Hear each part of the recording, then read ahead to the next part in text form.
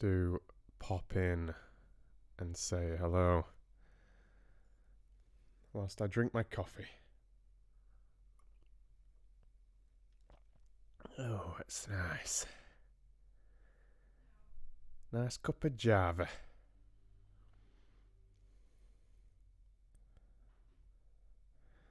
Is anybody gonna join me today?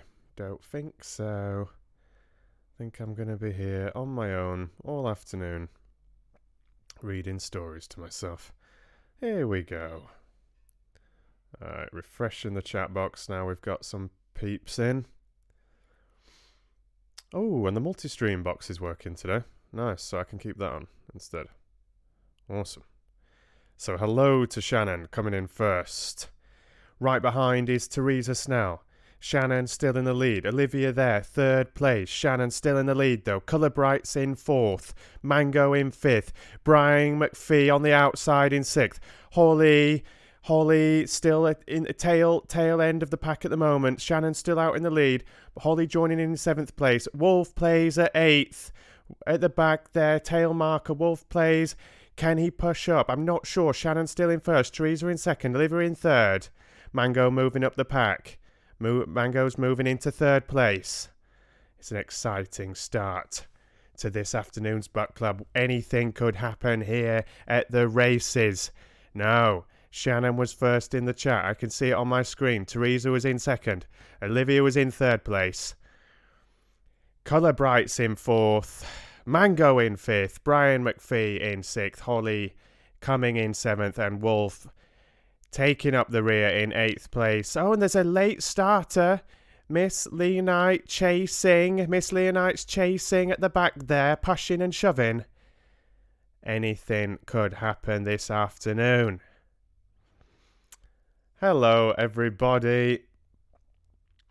Hello, how are we all doing? Welcome to the Fox Fan Horse Racing live here in Stockholm, Sweden, streaming out of Stockholm, Sweden.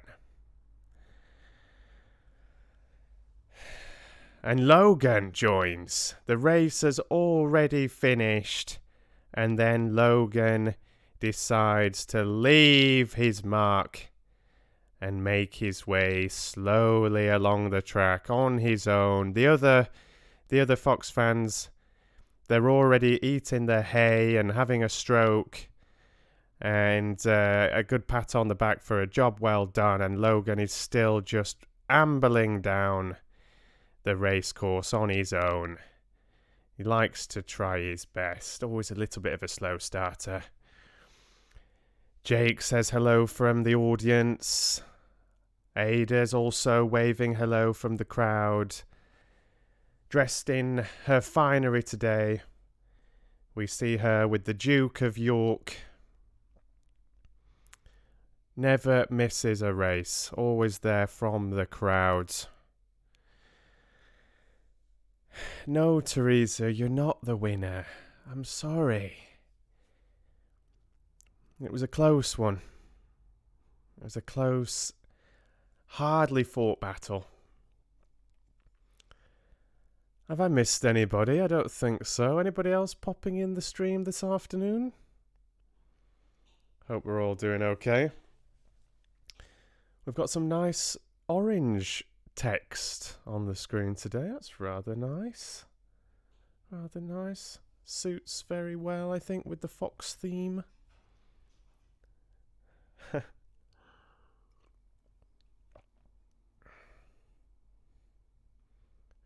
You don't have to take me seriously, Shannon.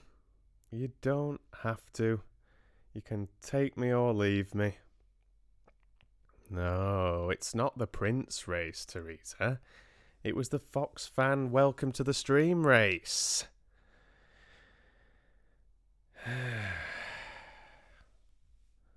Yeah, it was you were sharp off the marks. It was one of those where it's like, and they're off. When it's just like this. It was really intense. And then there was Logan like, huh? Has the race started?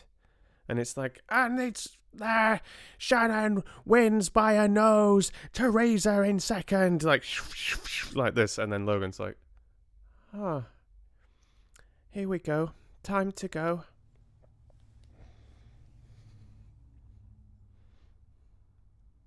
It was a good race, though.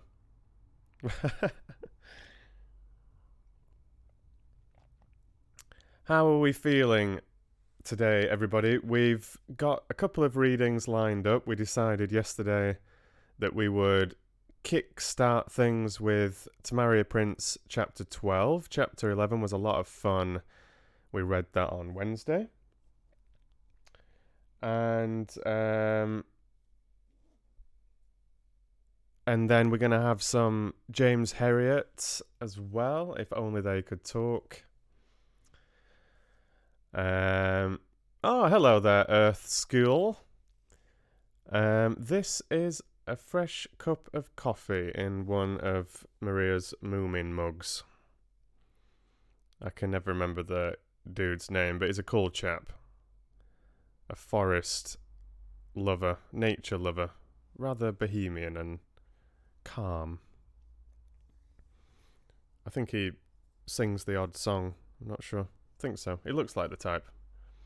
Breaks out a ukulele and inspires some Moomin dancing. Oh yeah, it's a coffee laced with whiskey, of course, Shannon, but that goes without saying.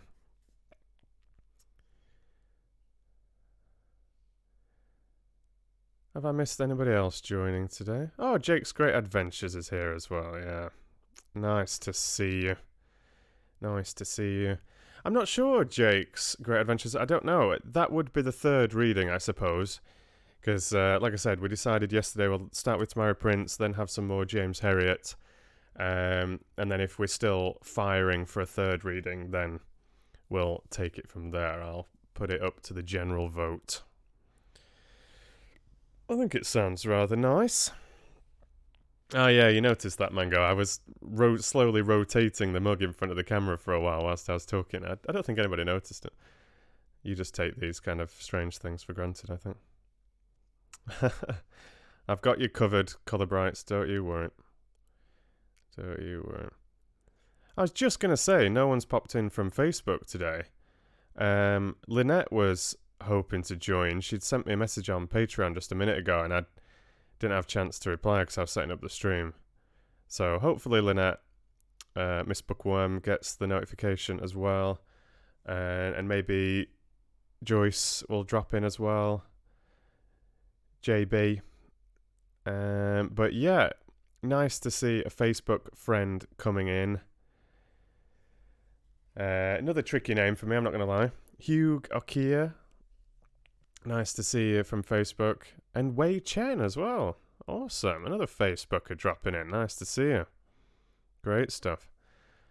How are the doggos, Wolf? That sounds pretty intense. Nice to see you in the chat. Hope we're all doing alright. And Royal Plan as well. That sounds very appropriate for some To Marry a Prince coming soon. I hope you're a fan.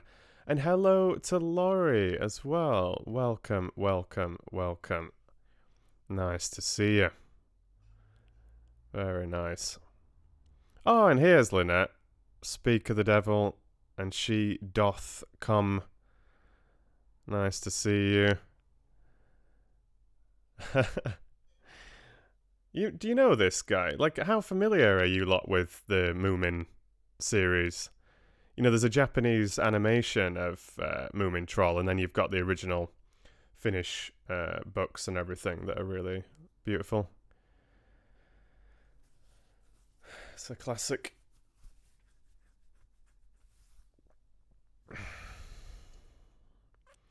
But I'm gonna have you, Wei Chen. I didn't realize that. That's really cool. You can lurk all you like. It's nice to have you listening. Great stuff. Yeah, we had a nice little race at the start just to wake you all up in case there was any sleepy Fox fans out there. Oh, but then I let you off, Logan, that you were a little bit slow off the mark today. I mean, you were racing whilst creating glass masterpieces, I imagine. What are you working on at the moment, Logan? I know it must be strange for you working out of home and everything. Hope it's going okay today.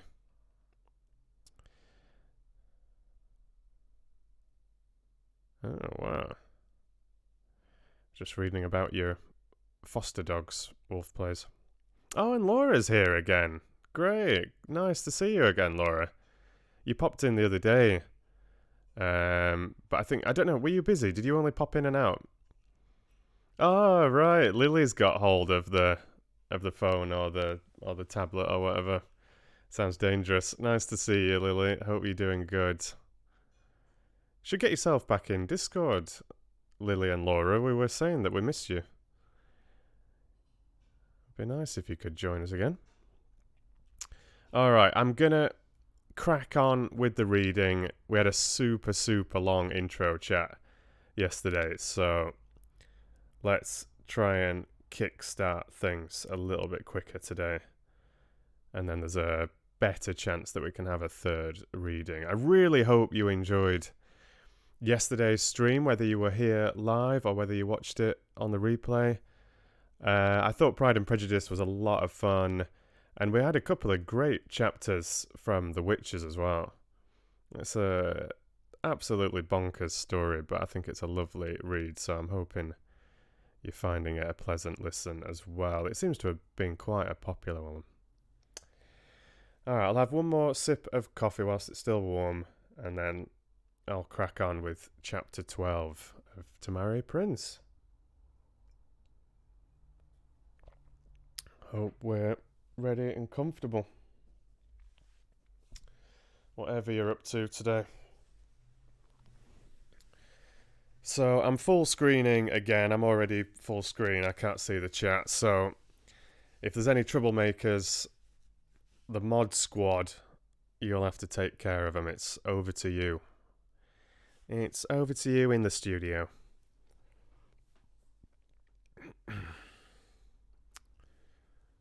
Okay. So this, of course, is To Marry a Prince by Sophie Page. Chapter 12. And then meeting them. Girl about town. In the end, Richard's office and the Queen's negotiated a late supper that very evening, after she had returned from a recital given by a prize-winning string quartet at the Royal College of Music. The prospect flung Bella into an uncharacteristic panic. "What do I wear?" she wailed. Lottie was astonished. She had never heard her friend in such a stew. Without ever appearing to be much interested in clothes, Bella had acquired her own style over the years, and usually carried it off with a certain flair. "What's the fuss about? You're the coolest woman I know," Lottie told her now. But at the prospect of meeting her boyfriend's mother for the first time, Bella had lost all self-confidence. Bad advance publicity didn't help, nor did the royal sniffiness, which she had decided was a cast-iron certainty. "Calm down," said Lottie. "Let's both take the afternoon off for a start." She told work that she needed to take some time at home to work through ideas for a campaign, and left the office early. "Well, it's true," she said defiantly, when Bella raised an eyebrow. "I just didn't say it was a campaign we were going to be paid for. Now let's go through your wardrobe and mine." Lottie was a chameleon, with a wide range of clients and an even wider range of friends. She had 3 wardrobes. Bella only had 1, and she couldn't think of a single item that would be suitable. Bella tried on every single dress in Lottie's wardrobe, from an irregular black and white print. "Ascot," said Lottie fondly. "Makes me look like a Dalmatian." Oh, that's Bella, sorry. See what I mean sometimes when it's a quick change. It's all on the same line as well. "Makes me look like a Dalmatian," said Bella, not even bothering to do up the zip at the back, to a classic little scarlet dress. Very little, much too scarlet, said Bella with regret. Eventually they could not see Lottie's bed for the tumble of silks and chiffons and jersey and... "It's hopeless," said Bella, nearly in tears.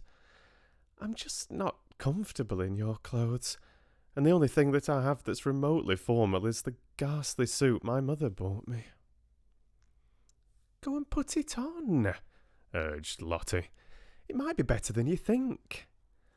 But when Bella came back, she gave a low whistle and shook her head. "Holy cow, pure Stepford wife. Get it off! Get it off! I can't bear to look at it." They went and sat glumly on the end of Bella's bed, inspecting her clothes. "Of course," said Lottie thoughtfully after a while. "It doesn't have to be a dress. I mean, this is an informal supper, right? We're not talking tiara and orders. You've always got the Ginger Rogers cocktail look." In a trip round Greenwich Market one Sunday, Bella had discovered a vintage pair of very wide-legged black silk trousers. They looked dreadful on the stall, but she had been certain they had promise. After a little love and attention, they had proved to be very stylish. Now she tried them on, and at once they felt right, especially when she added her cute T-bar heels. But neither Lottie nor Bella had a jacket that worked with them. "What they need," said Bella, turning this way and that in front of the mirror, "is a very simple white silk shirt." Lottie bounced to her feet. "And I know exactly where you can get one." As a redhead, Lottie only ever wore cream rather than white, but she had bought a wonderful tailored silk shirt from one of Carlos's other clients only last week. As soon as Bella tried it on, she agreed the shape was perfect. The boutique still had one in white. Bella returned triumphant. "It makes me feel like myself," she told her friend, with a great sigh of relief. "That's what you need now." Lottie advanced with a determined expression. "Pearl earrings. I don't want to hear a word about lady golfers or Jane Austen. This is a classic look." And when she had them on, Bella had to agree. Even so, she held her breath in case Richard staggered back, saying, "You cannot call on the Queen wearing trousers." But he arrived early and wanted to leave at once. "My father gets out of the classical stuff if he can, so he'll be at home anyway. We can see him first." He's not having dinner with us?" said Bella, surprised. Richard shrugged. He likes his routine. He never eats late. "How's your day been?" "No problem so far. I didn't answer calls from anyone I didn't know. A couple of journos left messages on my voicemail. My mother's told the golf club and wants to show you off to them as soon as possible. My grandmother wants to check you out. My father is still fulminating. Could be worse." "Not bad at all," he agreed. This time he was driving a powerful black car with a dashboard like a rocket ship's. The policeman on the gate at the palace clearly recognized it. They swung open the doors and raised their hands as he drove through. He gave them a friendly wave. He drove into an inner courtyard and parked close to a covered walkway. It was starting to snow again. They left footprints behind as they ran for shelter. Richard took her hand. "Stick close to me. This place is a rabbit warren." He was right.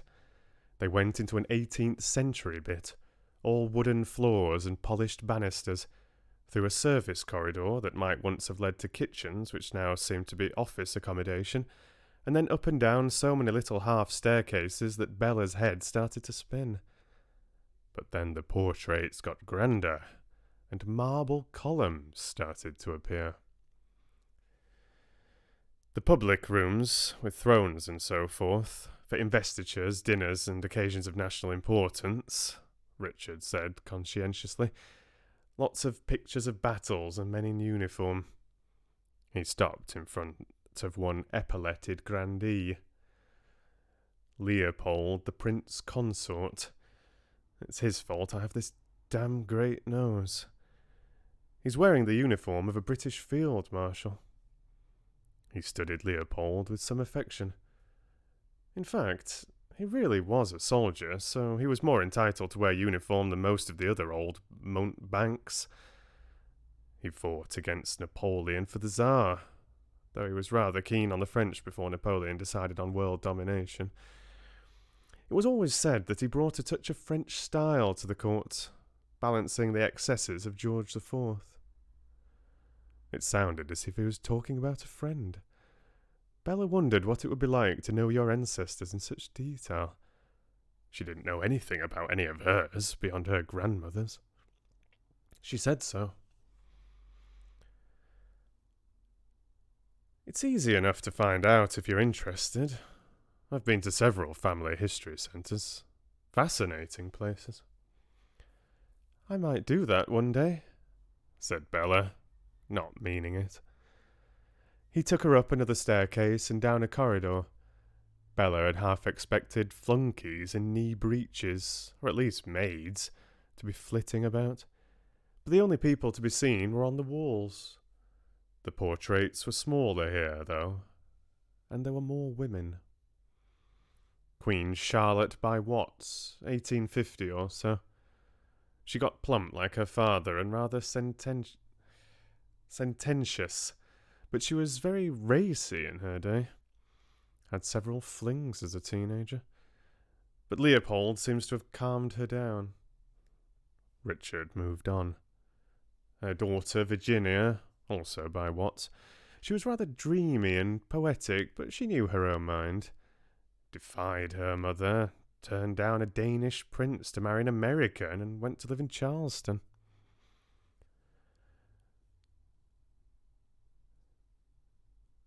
My grandmother comes from Charleston. Well, she did 40 years ago. Then she met my grandfather and went travelling with him, and they came back to England when he retired. She's the one who wants to check me out? Yes. You'll have to be on your best behaviour too. She has standards, my grandmother. I'll do my best. Only one left? Yes. I hardly remember my mother's mother. I have the full complement, God help me. My father's mother lives in a castle in Wales, where she encourages the arts and breeds Siamese cats, and my mother's mother has hobbies that include younger men and roulette. Goodness! It didn't sound as if he liked either of them very much. Bella bit her lip. She adored Granny Georgia and hoped Richard would do the same, but it didn't sound hopeful. Here we are, my father's apartments. There were servants here, though not the crowd she'd expected, and not a pair of knee breeches in sight. A pleasant man in a neat grey suit took her coat, and another, very dignified, told them they were expected. He led the way to another set of doors, and knocked before entering. The Prince of Wales, Your Majesty. This is not happening, thought Bella suddenly. This is just unreal. But Richard held her hand tight, and they went in. It was quite a small room, really, though it had large Georgian windows with theatrical curtaining and a lot of gold tassels. There were several glass cases containing substantial models of trains, and all the furniture was antique and beautifully polished. But apart from that, it was quite homelike, Bella thought. The king stood up from a chair by the fire where he had been reading. He shook hands politely and asked if they had known each other long, but Bella did not feel that he was really interested. His eyes kept sliding towards his book.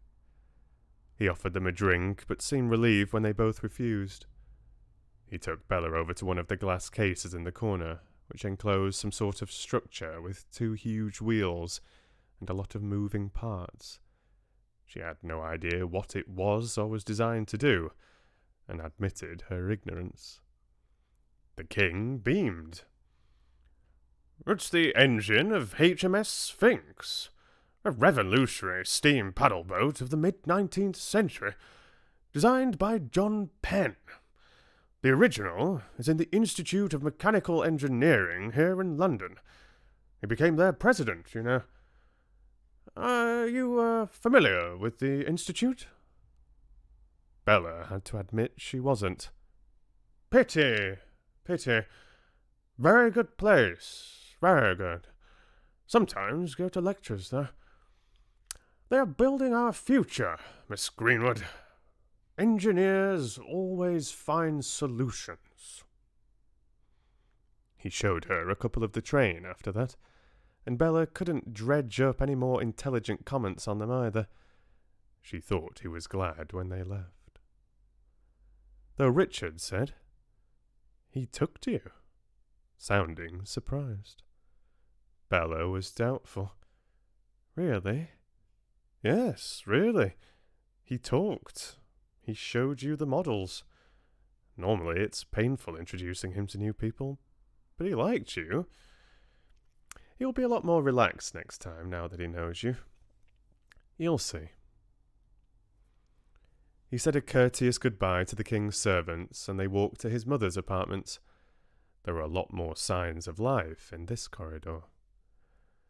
Richard said uncomfortably, "Look, there's a protocol which might help with my mother. She gets to start the conversations." "I don't understand."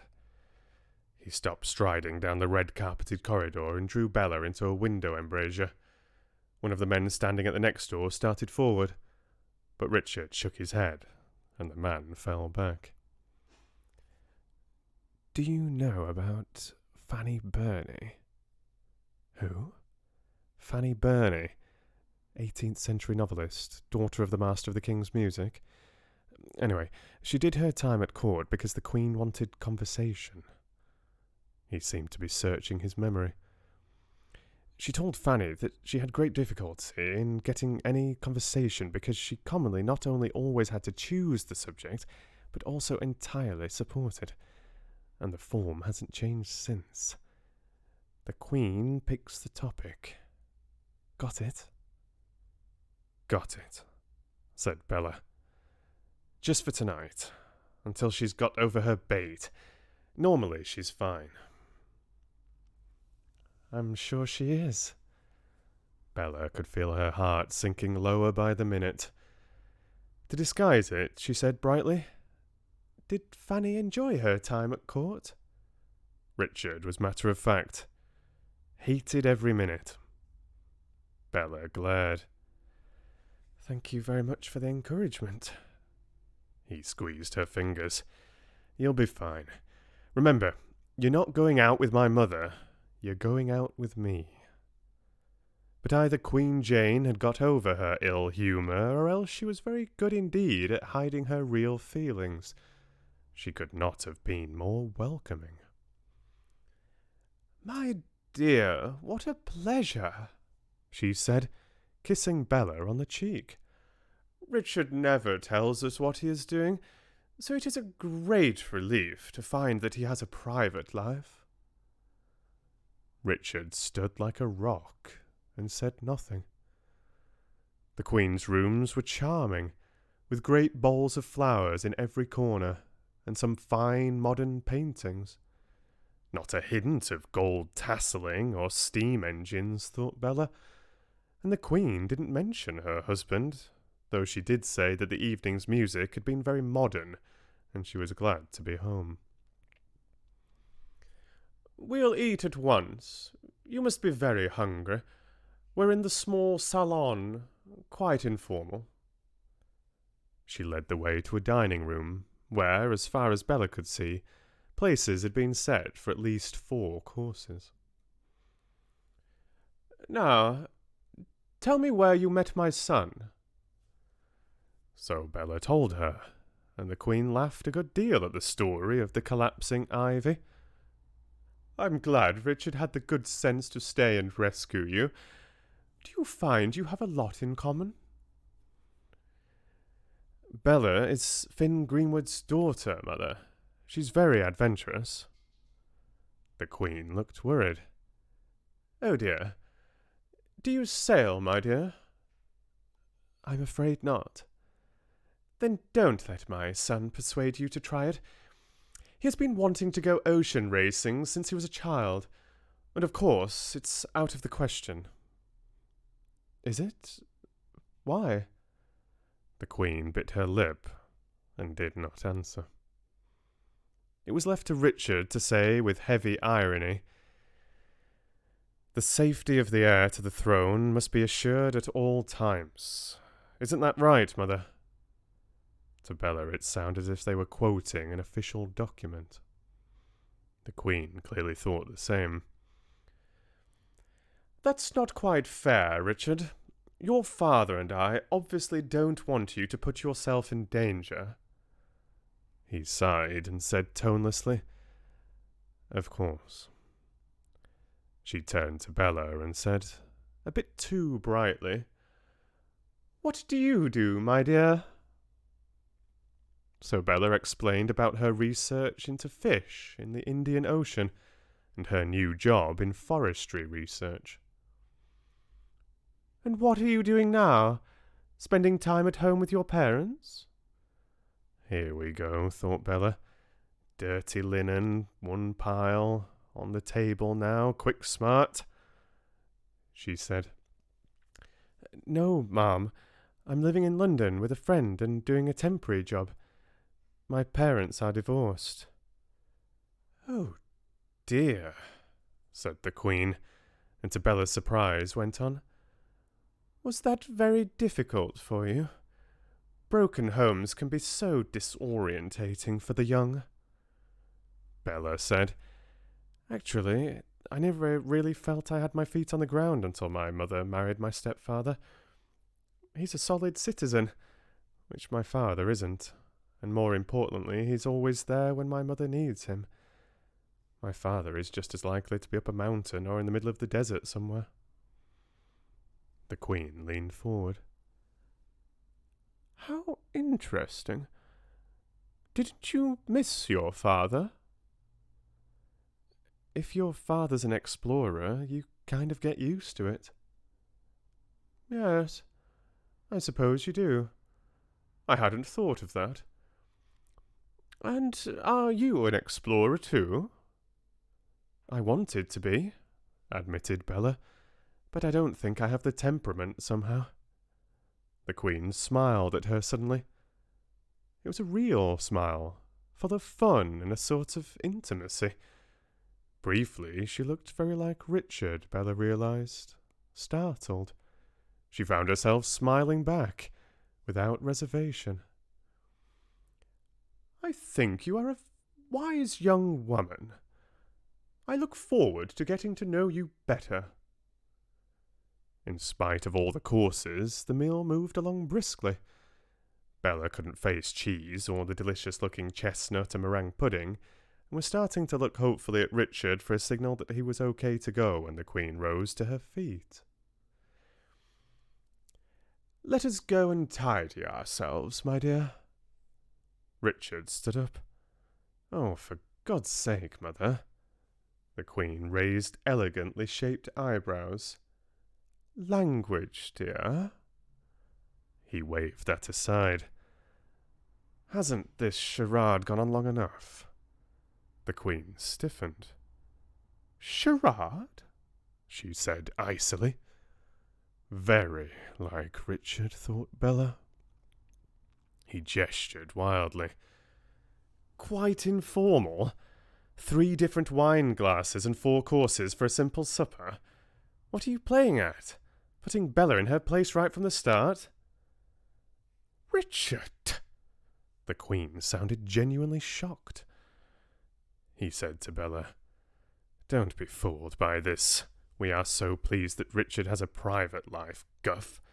The last time I had a private life and made the mistake of introducing my girlfriend to the family, my mother told her that she was my little rebellion, and I would get over it.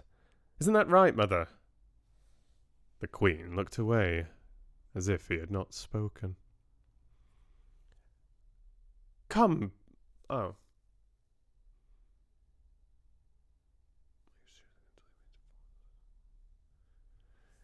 Tricky to know who's speaking here sometimes.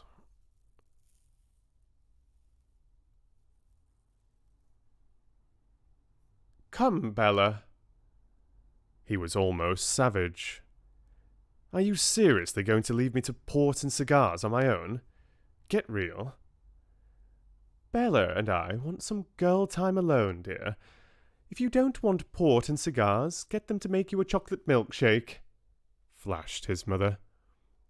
"It's about your age group." And she swept out. Bella looked at him in alarm, but he just jerked his head to send her after his mother and sank back into his chair. Bella bundled after the Queen. She found Queen Jane had retired. There was no other word. To a beautifully appointed boudoir with mirrors and soft lights and cushioned window seats, plus 3 loos and half a dozen hand basins. The Queen was sitting in an exquisite little tub chair, blowing her nose rather hard. The air was heady with the scent of many perfumes. Bella sat down on the edge of the window seat and waited. "Oh, he makes me so mad sometimes," said the Queen. "I know it's not easy being Prince of Wales, and I try to help, but he just bites my head off." She blew her nose one more time and then blotted carefully under her eyes for good measure. "I'm sorry you saw that. Normally we don't fight in front of other people. I suppose I was just so worried when I saw all the nastiness all over the web." Bella was surprised. "I didn't see much nastiness. People were curious, of course, but it all seemed quite kindly." "They were saying he was... Well, let's not talk about it. A dear friend showed me some messages that you may not have come across, and just as well." She patted Bella's hand. "Now listen.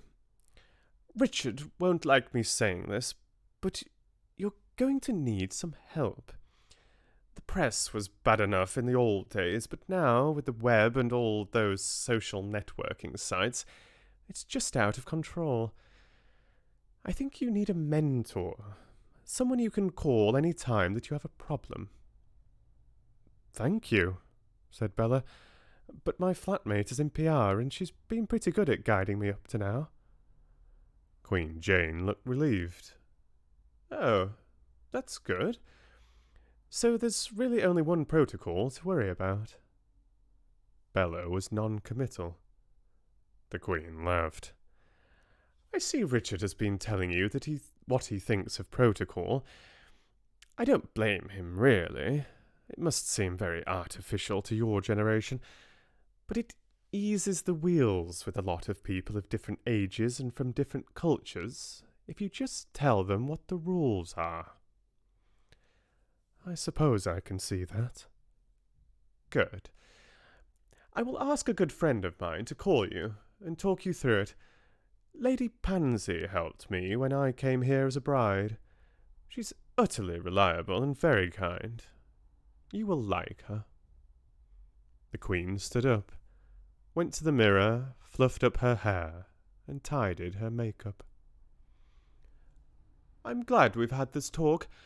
I do want you to feel that I'm on your side. Shall we go back and see whether Richard has murdered someone?" He was in the Queen's drawing room, pacing. The coffee tray was brought in.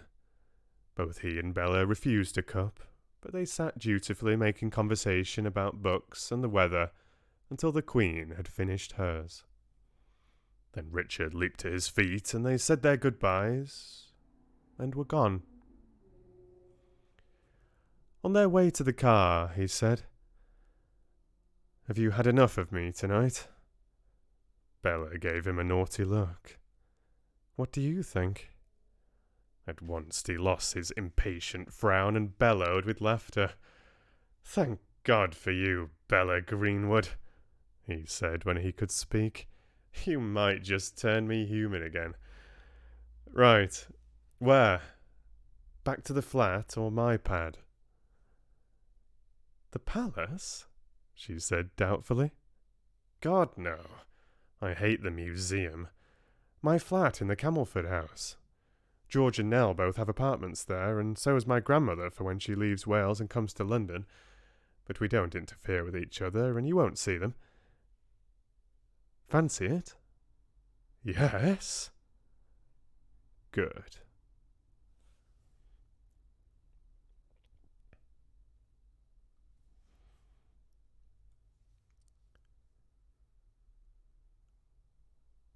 And that was the end of chapter 12.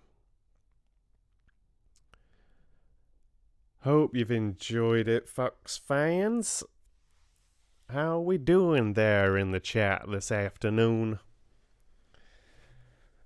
I see there's some new faces in the chat as well. Juz is here and Jane has made it. Lovely stuff. I'm glad you've managed to join us live today. It's really nice. And Jake Thomas is here as well. Good stuff. Nice to see you. Mama Fox is in the room. Miranda's in the room as well. And Laura is still hanging around. Nice. I was hoping he didn't have to run off. Good stuff. Anybody else popped in whilst I've been reading, I wonder? I want to skim through the chat, but I don't want to miss the new stuff popping in. How are we doing? Did we enjoy chapter 12? It was a lively chapter, yeah. Sorry for my little confusion at one point. I turned the page and it was hard. It was just really tricky to know who was speaking. It could have been either of the characters, and then particularly because the sentence included Richard's name, but it wasn't referring to Richard saying this thing. It was referring to Richard saying this thing coming. And there was another bit where the speakers were changing mid-line as well, which can be a little bit confusing as well. So sorry about the couple of mistakes, but I hope you enjoyed it. It was, I enjoyed the little King cameo. I thought that was quite fun. We're talking about musical instruments, I see. Who's mentioning the fife? Was that Mama Fox, I imagine, or something? Yeah, I dabbled with a few instruments when I was younger. I guess the violin was what I was most competent with. And I used to sing a little bit here and there, didn't I, Mama Fox?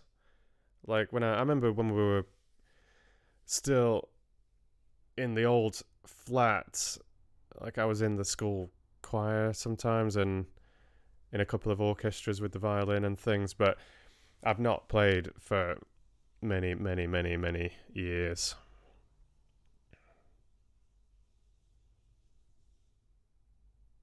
Oh, and hello to Caitlin as well. Welcome. Nice to see you. We've just been having To Marry a Prince chapter 12. I've still got it up at the top of the stream there, but yeah, we've obviously wrapped that one up now. Hope you enjoyed it, everybody. I thought it was a pretty fun chapter.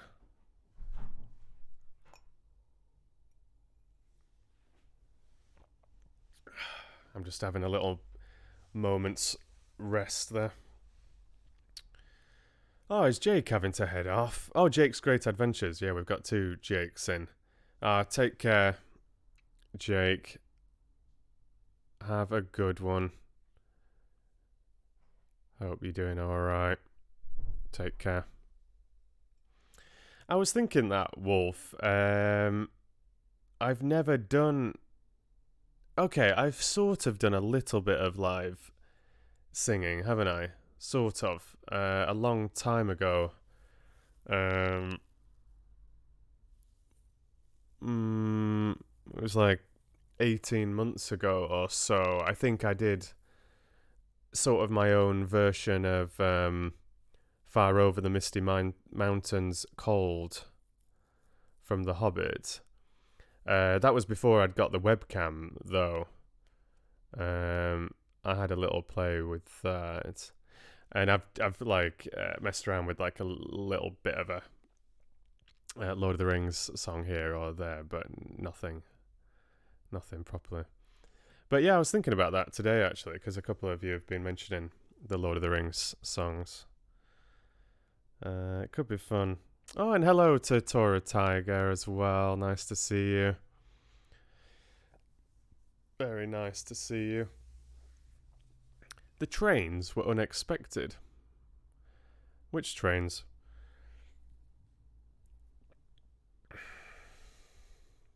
Explain.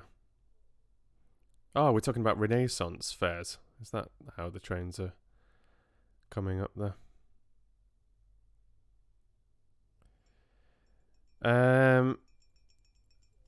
It might be a little bit tricky to find it, Wolf. It's on Twitch. I don't want to big it up too much. It wasn't like I was doing some crazy performance, but on Twitch, I think it will probably say in the title that I'm reading from The Hobbit a little bit. I might be able to find the link for it after the stream or something.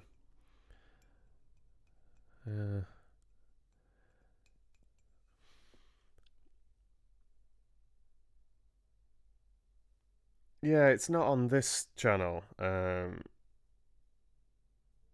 used to share some of the Twitch streams on YouTube, but then when I was trying to get monetization again on this channel, which it was accepted and then declined for some reason, it seems. It's just one of those things that I have to live with.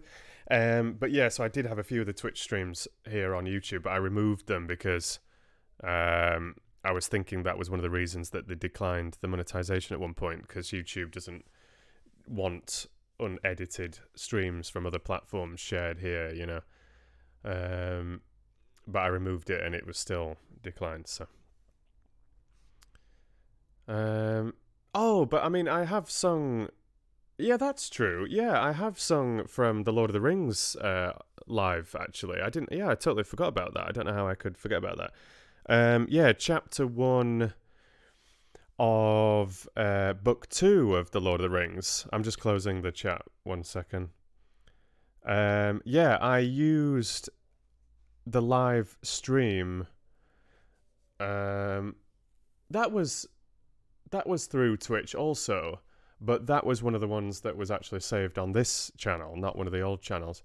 And I used the live reading to practice the Eärendil was a Mariner song. And it went quite well, actually. So I basically kept it the same when I recorded it properly for the sort of official chapter 1.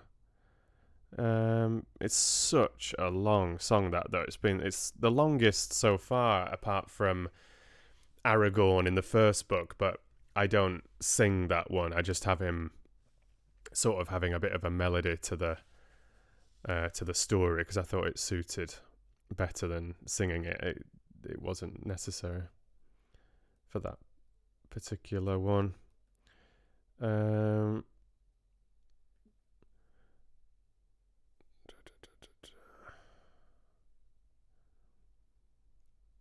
But yeah, I got pretty into that, actually. Like I said, I just thought I'd commit to it. I'd been practicing the Eärendil was a Mariner song already, and I'd shared a sample on Discord, and I was asking for your feelings, and you seemed to like it, so I sort of stuck with it. But yeah, it was nice, that one. It's this, Arundel was a mariner that tarried in Arvenian. He built a boat of timber felled in Nimbrathil to journey in. Her sails he wore of silver, fair of silver were her lanterns made. Her prow he fashioned like a swan, and light upon her banners laid. It's this little song. It's nice, I think. What else have we had? We've had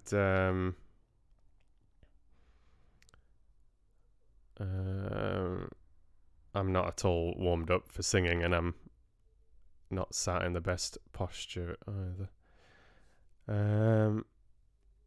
There's nothing in chapter 2. Chapter 3, there's a nice one, actually, which I'd somehow completely forgotten about. I like this little poem, though. I didn't sing it because Bilbo isn't singing it. He's just reciting it. But when Bilbo says, because Sam's worried about how long they're going to have to stay in Rivendell, and that it's going to clash with winter time, which would be a dangerous time to depart, he thinks. And he says, said Sam gloomily, we'll just wait long enough for winter to come. That can't be helped, said Bilbo.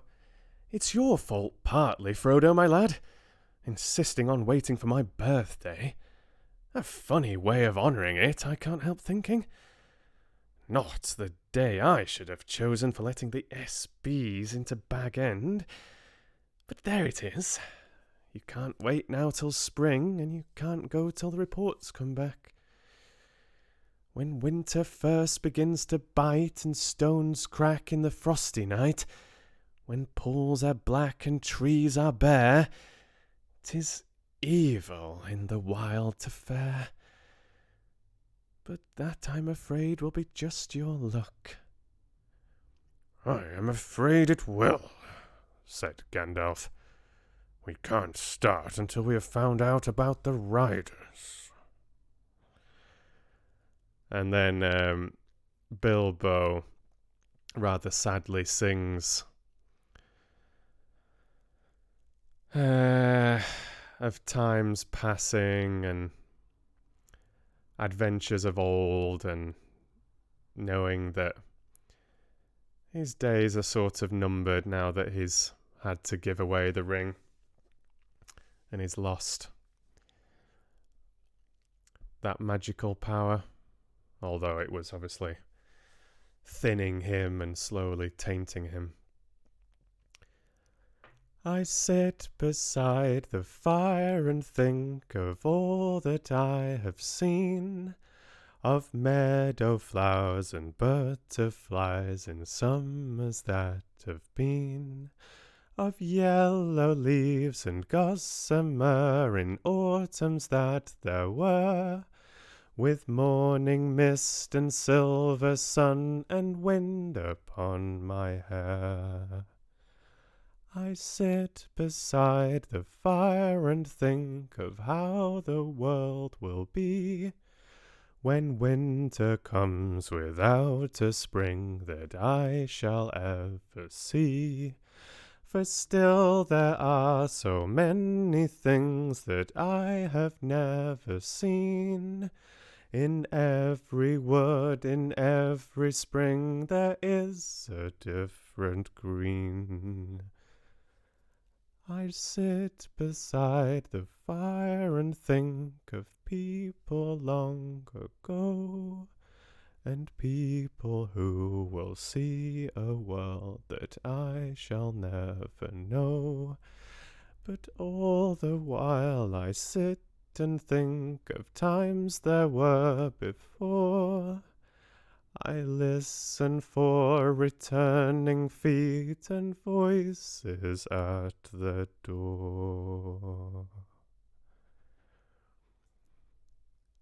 It was a cold grey day, near the end of December.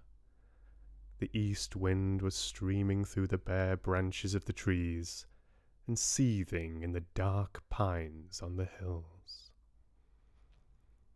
It's a nice scene, I think. Bilbo having to say goodbye to his dearest nephew Frodo that he knows that he will probably never see again. Some lovely scenes in this story, I think. And then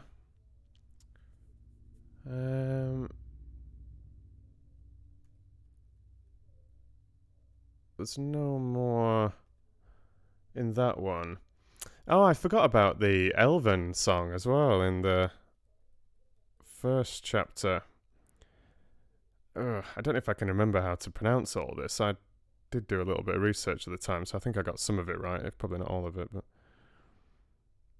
and I added a lot of reverb as well, so it's not going to be the same singing that live, unfortunately. To try and capture the mighty hall and these magical elven voices reverberating around the walls.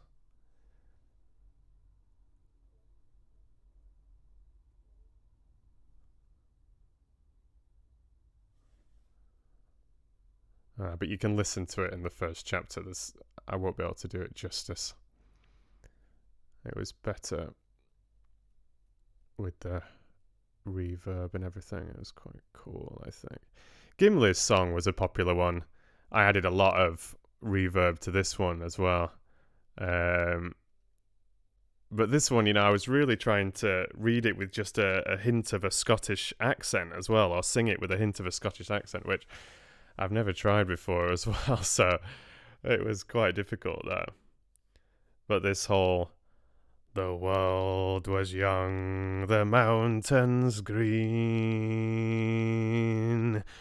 no stain yet on the moon was seen. No words were laid on stream or stone, when Durin woke and walked alone. I really like this one though. It's good fun, I think.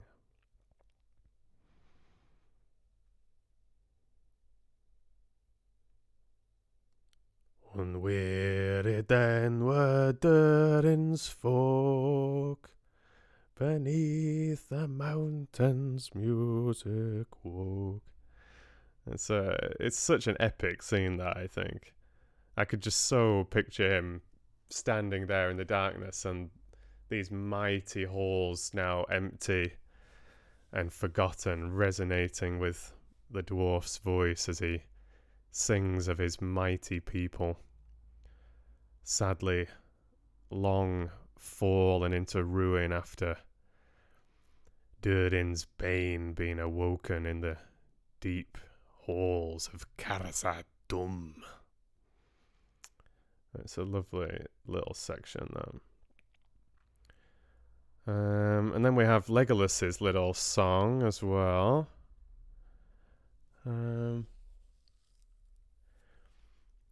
That's a bit of a tricky one because I changed the melody quite a lot in that one.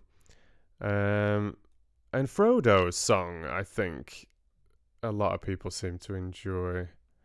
That was one that I said that I really, really tried to be quite confident with and really sang it out, a little bit more.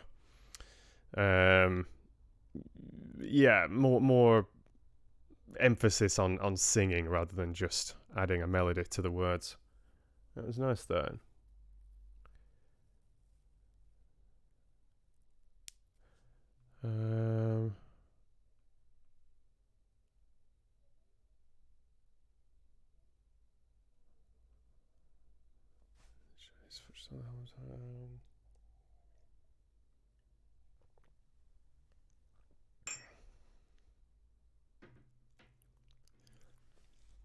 Gosh, I've got too many songs in my head now.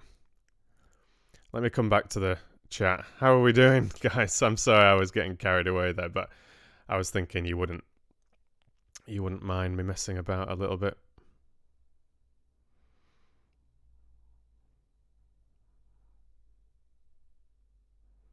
How are we doing?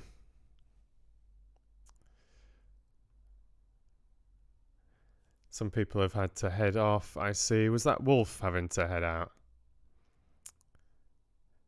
Are there any particular parts of stories that I've already read that you would like to hear me read live? You know, just for fun. You know, something from The Hobbit, for example, or a particular scene from The Lord of the Rings, or you know, like excuse me, like sort of a favorite scene. Um, you know, maybe even like a little bit from the first Harry Potter book or something like that. You know, obviously, I can't keep recording Harry Potter, unfortunately. We don't need to go into all that now, but um, you know, like if I'm just reading a small segment, I don't think there can be any problems there. But you know, I've got the Philosopher's Stone just sat on the bookshelf there, and I've got the Hobbit on the bookshelf there, and I've got the first two Lord of the Rings books downloaded on my computer as well. I was just skimming back up the chat, seeing what had been going on.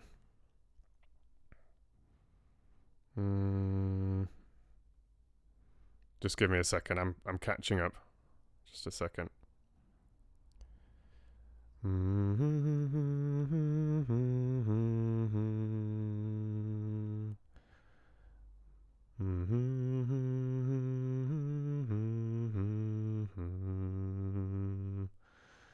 Boromir's Dirge. I'm not sure which segment you mean there, Lynette. Boromir's Dirge. I think that might be in the next book if it's what I'm. Yeah, we've not had that yet. Oh, Jake talking about some beautiful fox pups born in the woods beside his house last year. Oh, wow. 5 red and 1 silver. Gosh. That's amazing. Yeah, just catching up with the chat. I didn't want to miss stuff.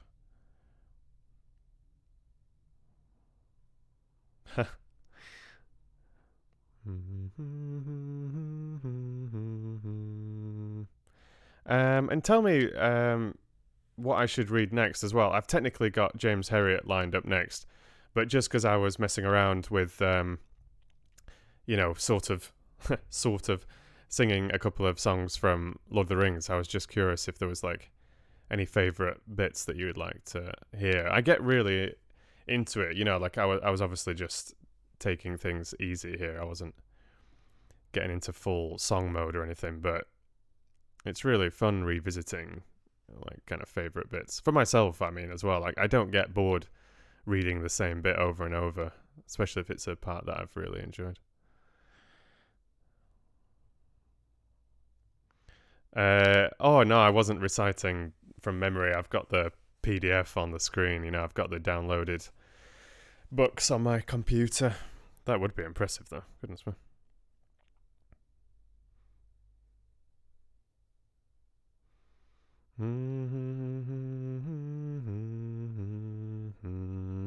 Oh, some Tom Bombadil songs. Yeah, I would need to refresh myself with some of the melodies, but I know a couple of them, I suppose. It's a long time since I've listened to some of the Tom Bombadil ones, and then when I get another tune in my head, it's hard to filter it out and adjust.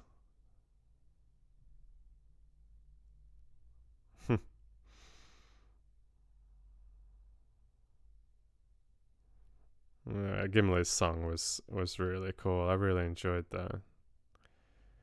Did they do Gimli's song in the film? I don't even remember it. You're saying it was pretty dull in the movies.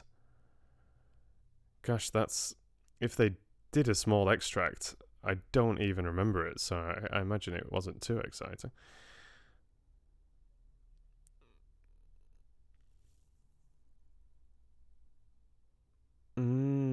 Oh, was it something to do with when he's looking in the mirror? Hmm.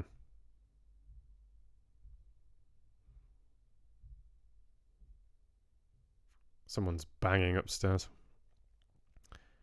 The neighbours are normally pretty quiet here, to be honest, so I shouldn't complain.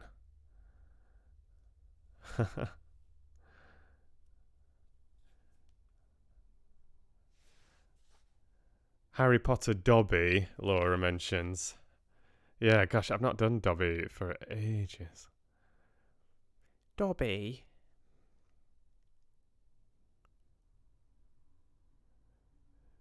Um. The meeting. Yeah, is there a particular scene that you're thinking of, Colour Brights, when you're talking about the Council of Elrond? It's obviously that council. It's over 2 hours long, that chapter, but I really enjoyed the Saruman section where Gandalf's telling the story. And I thought that narration was quite fun because I'm sort of narrating as Gandalf, but you still get the excuse me, sorry, my stomach's a bit weird. You still get the proper voices of the characters that he's sort of narrating or whatever. But Gandalf telling the story, I think it's just quite amusing, and the same with Gloin when he's talking of the messenger from Mordor that's come and visited them. And you get like a deep Scottish narrator, and then there's like a Scottish accent to the messenger as well, even though he's doing his best impression of the strange ghostly voice. Bilbo saving the dwarves from the trolls. Yeah, that's quite a cool scene. I would quite enjoy doing that. I've not read that section for a long time. That would be fun as well. I could definitely break out The Hobbit for 5 minutes.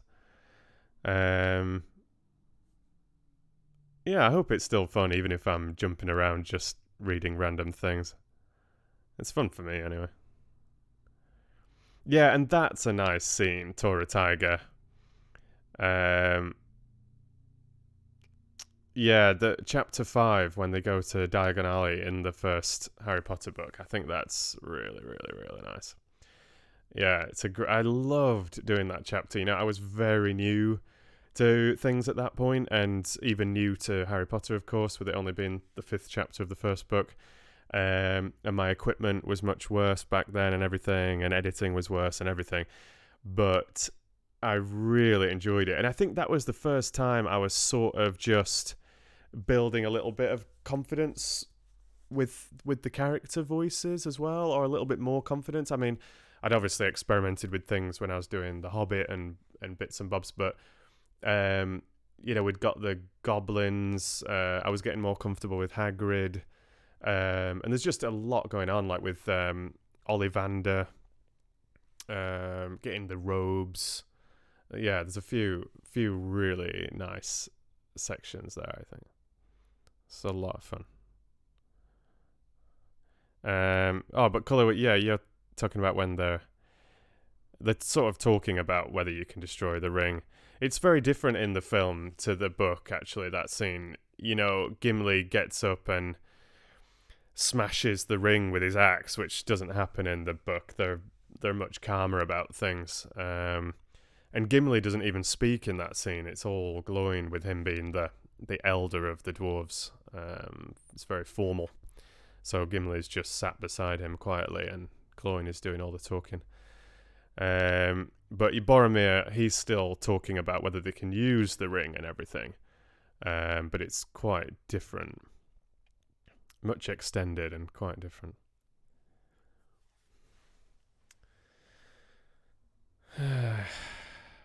Yeah, you're mentioning that same scene, and like lots of like Dobby, please, Dobby. You're wanting more Prince, Teresa. You're getting itchy already. You've had 2 Prince chapters in 1 week. At least you're enjoying it. I thought that was really fun, that last chapter. I thought it was really nice. Hello there. Heraclitus. Dostoevsky. Yeah, I can't say I've given it much thought. I mean, they're long, heavy books. I've only read bits and pieces of Dostoevsky, but I mean, it could be good, and they should be copyright free as well. So, I guess it wouldn't take me so much longer to go through, one of his shorter novels than something even like Dracula or something like that. It's a nice idea.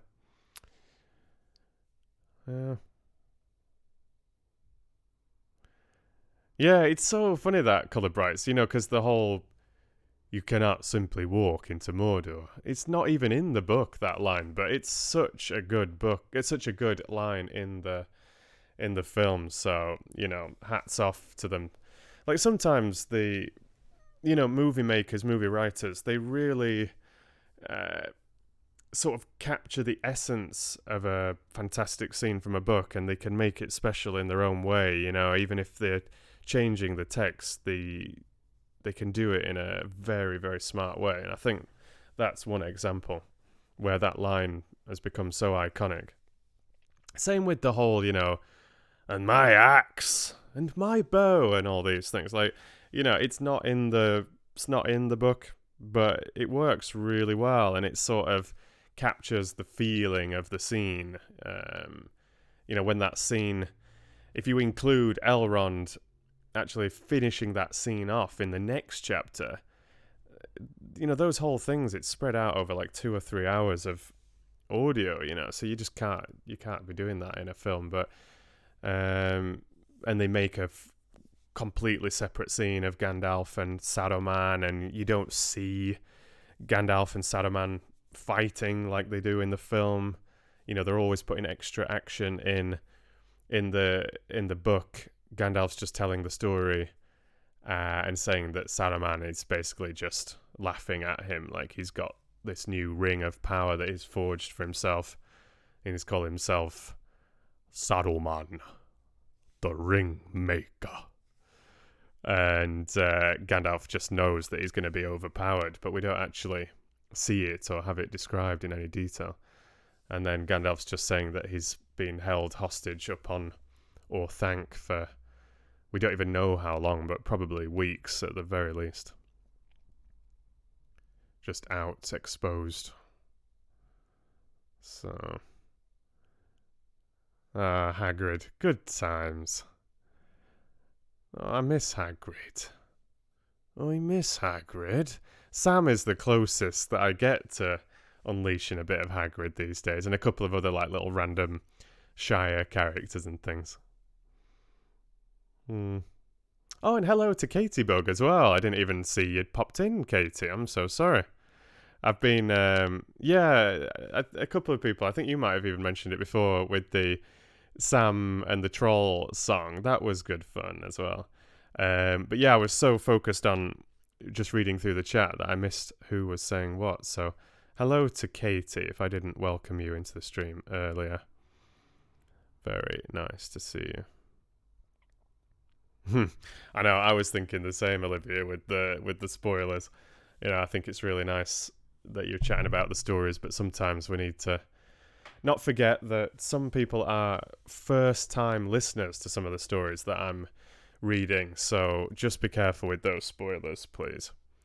Like Mama Fox, for example, she, doesn't know all the stories that I read, so she's actually, sort of rediscovering, she knows like the general gist of certain stories and might have read certain stories, and then there's ones that she's quite new to, so got to remember of those folk out there.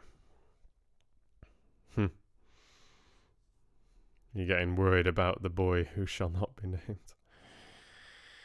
I know, it's a risky one. Oh, and Pippin's song. I can't remember the tune I did for that one. Yeah. I need to refresh myself for some of these. I didn't realise that you were so into the idea of me doing a few of the songs on the streams.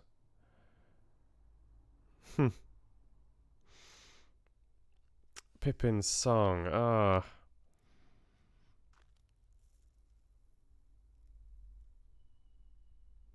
Yeah, exactly, Mango. Yeah. Okay, I've caught up with the chat. I'm quite pleased with myself. Um, Pippin's song. Let me just close the chat 1 second. Gosh, I can't even remember what chapter that's in. Um,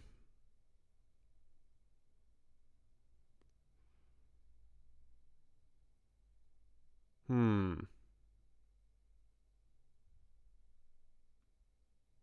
Because you do, um,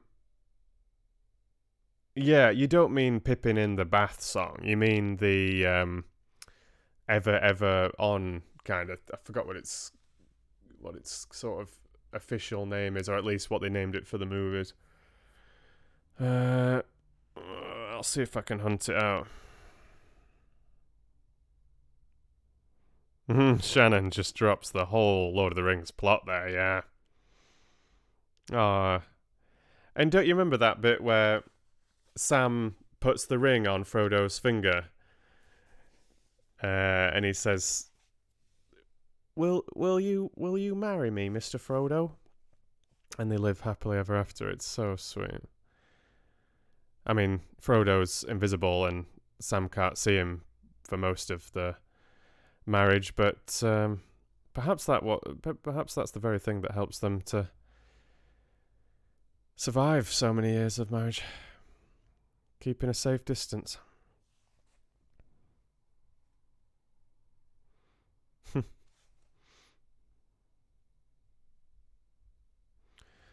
um.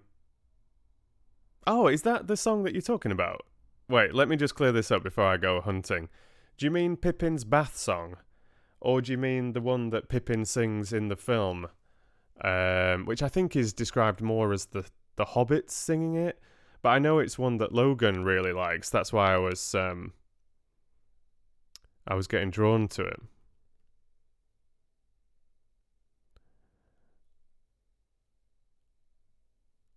I was just reading another one there. Which is this one? Oh, this is the bath song. This sing hey for the bath at close of day that washes the weary. Yeah, yeah, yeah. That's the bath song. But there is another. Is it this one? Wait.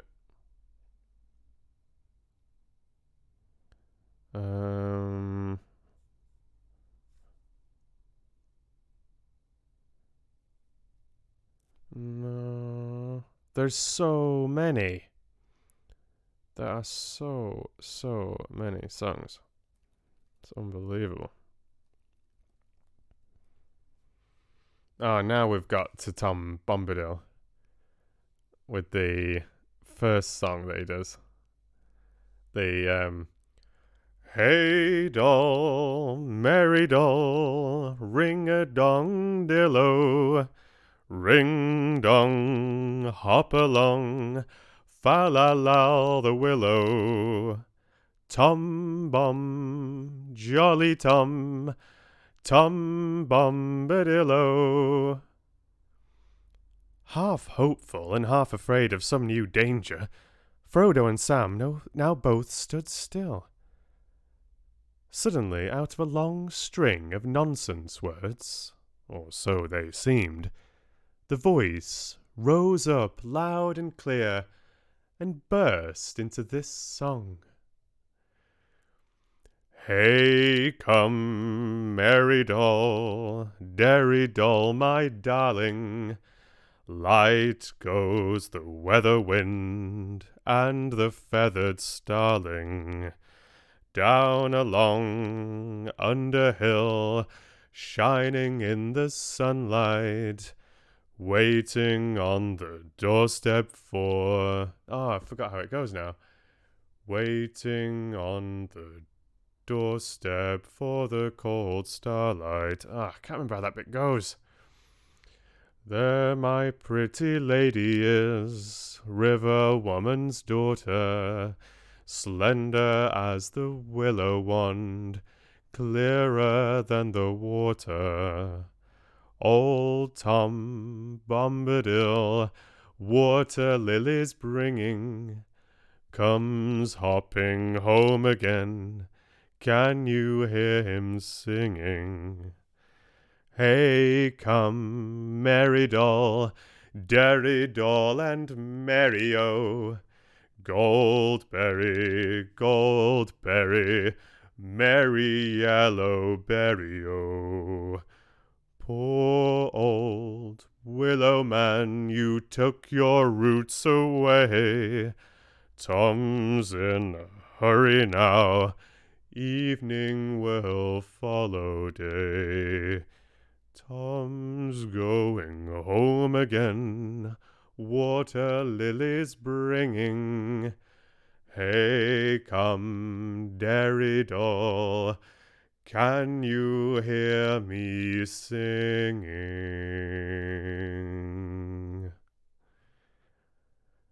Frodo and Sam stood as if enchanted. The wind puffed out. The leaves hung silently again on stiff branches. There was another burst of song, and then suddenly, hopping and dancing along the path, there appeared above the reeds an old battered hat with a tall crown and a long blue feather stuck in the band. With another hop and a bound there came into view a man, or so it seemed. At any rate, he was too large and heavy for a hobbit, if not quite tall enough for one of the big people, though he made noise enough for one, stumping along with great yellow boots on his thick legs, and charging through grass and rushes like a cow going down to drink. He had a blue coat and a long brown beard. His eyes were blue and bright, and his face was red as a ripe apple, but creased into 100 wrinkles of laughter. In his hands he carried on a large leaf, as on a tray, a small pile of white water lilies. And there is Tom Bombadil. What a jolly fellow. Good fun. Good fun. Sorry for just jumping in to Tom. Oh, my eyes are getting really tired in these contact lenses today. I might have to go take them out in a moment before I do some more reading and things. My eyes were like going blurry whilst trying to read that song. Da da da da dee dee. Da da dee dee dee. Da da da da dee dee. Bum bum dee be dum. Dee be dee be da be do.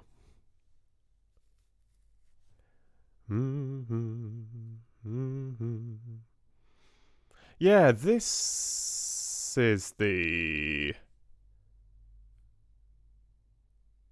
other what I think they have Pippin sing.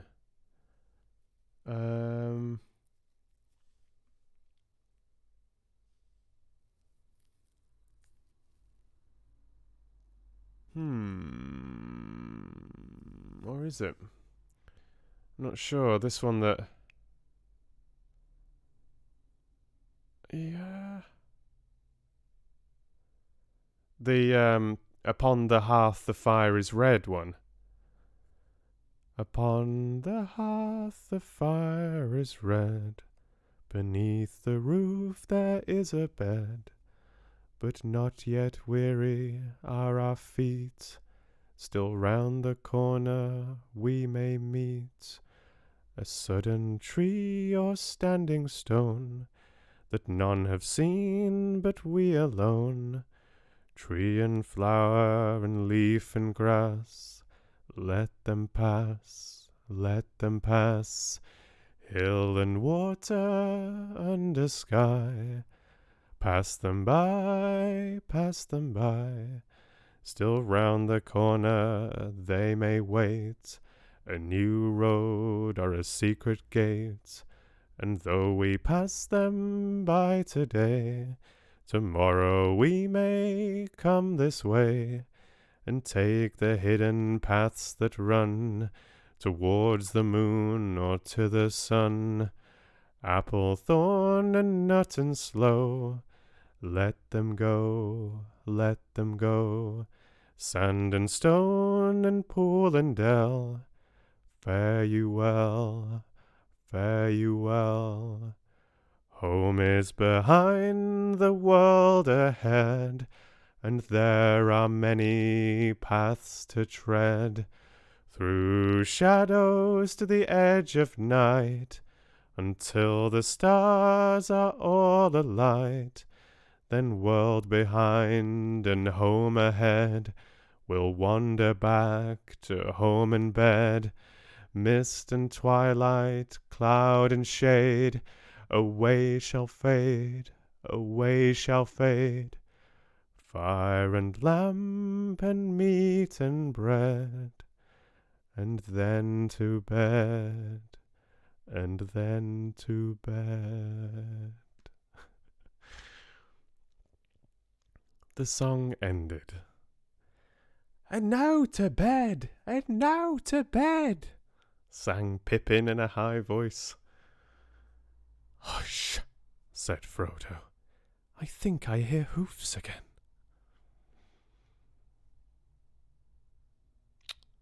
The Black Raiders, hunting the poor wee hobbits. Aye.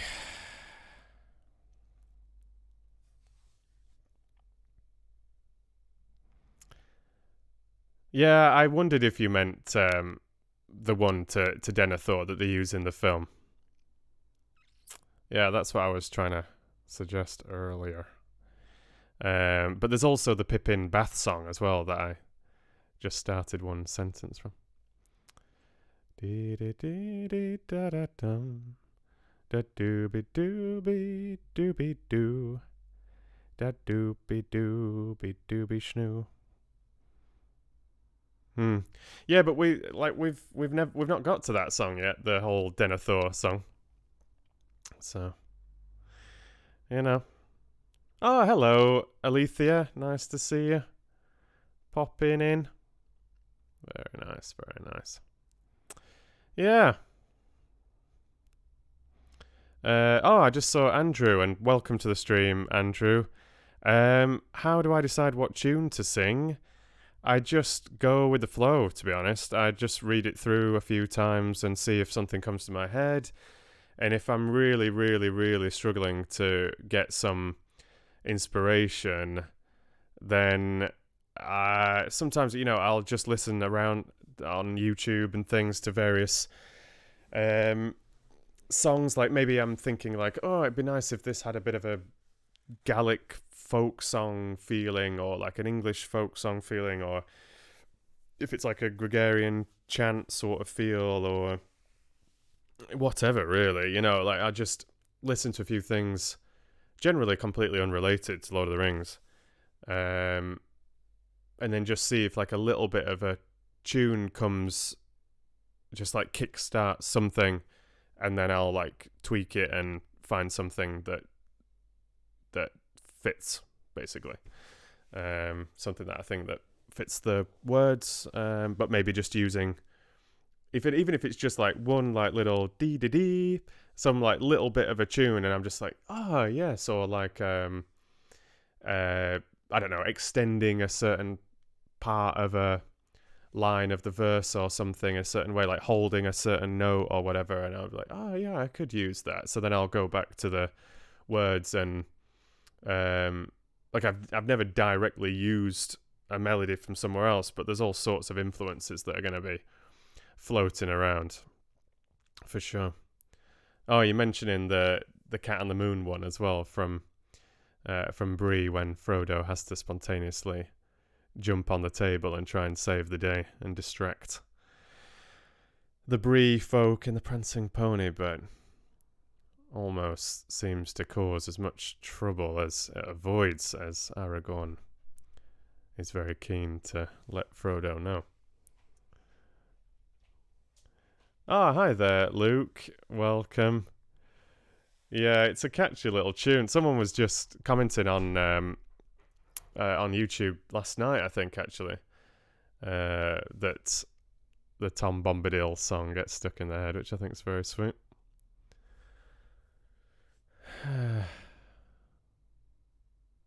There's a few good Tom songs, I think. He's a fun character. But yeah, I think in a second, like I said, I'm just going to take my contact lenses out, and then we can have a little bit more reading. I was saying that I could read a little bit of The Hobbit. I know you had a couple of other suggestions as well. But yeah, you've not missed any more reading, Jake. I've been reading from The Lord of the Rings and sort of singing a couple of the songs from The Lord of the Rings, but we've not had an official reading, hence why it's still got To Marry a Prince up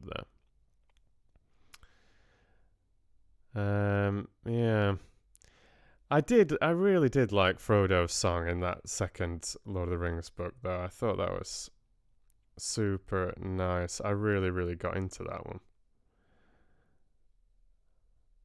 I know Lord of the Rings fans, like, you've all got your favourites. And some people don't feel like it's necessary to really sing the songs or even add a melody. Some people seem to be happy just with spoken word, but originally when I was reading The Hobbit, I thought, okay, well, at least just needs a bit of a melody to it to just bring it to life a little.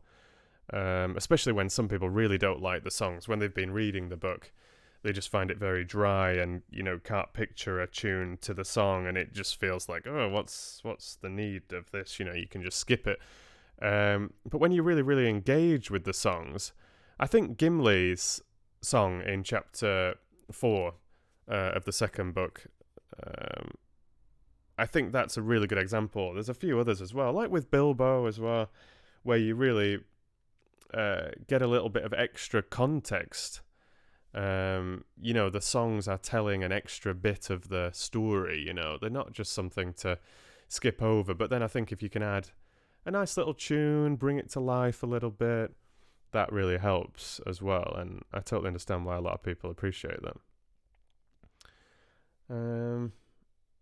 But it's funny, like I said, when I'm just randomly jumping between different things, it's so easy to sort of lose the tune that I used. Like this Frodo one, even though it's one of my favourites, now I'm like really struggling to hear the tune in my head. It's frustrating.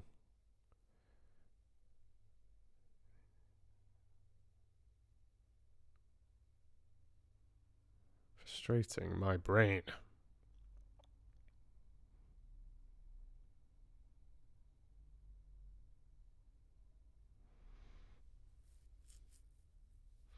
Oh, which tune are you talking about, Olivia, that you said was stuck in your head for ages?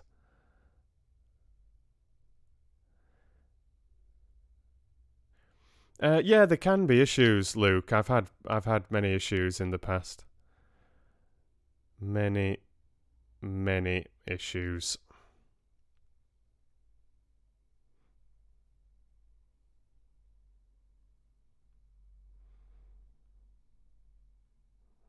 Yeah, some Hagrid singing would be quite amusing. For sure. Bum, bum, bum, bum, bum.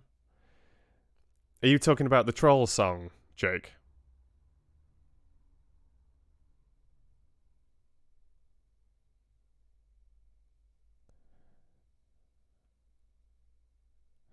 Oh, his colour had to head off. Okay. Oh, thanks very much. You might have already headed off, but thanks for joining Colour Brights. Much appreciated. I can't take my contacts out at the moment, Teresa. The bathroom is occupied. But thank you. Settle down at the back there, Teresa. Settle down. It's okay. I'll do it soon. When I can. Gosh. Chill out. It's okay. It's fine. It's fine. Yeah, shall I stick to the plan and have some James Herriot? I know I've been teasing about all sorts of different things, but it's nice just to keep a little bit of forward momentum. We've had a very long break from the regular reading, and I would like to get this second reading done. I think it's a good idea. Stick to the plan for a change.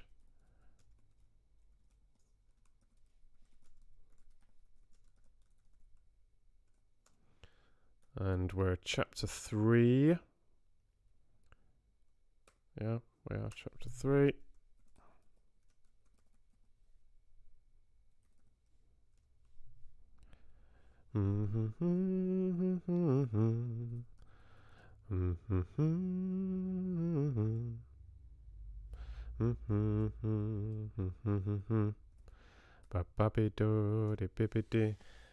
When was chapter 2? Must have been Wednesday. Oh, was it? Wait. Yeah, Wednesday.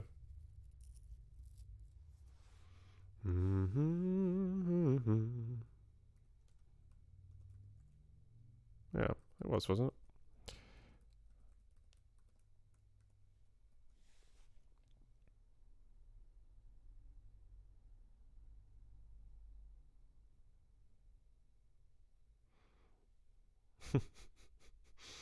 Causing chaos in the classroom. Shocking behaviour, Fox fans. Absolutely disgraceful. Been bumping my microphone around. Ah, you were talking about the Erindale Was a Mariner song. Yeah. Yeah, I enjoyed that. Erindale was a mariner that tarried in Avenian. It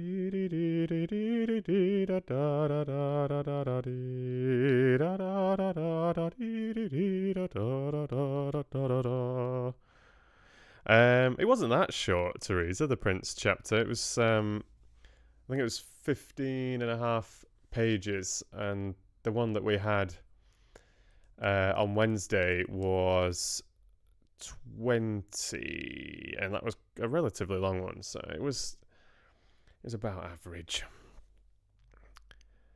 Stop causing chaos. Yeah. Will grab the Hobbit for a moment whilst I'm just waiting to be able to take my contacts out. Just 1 second.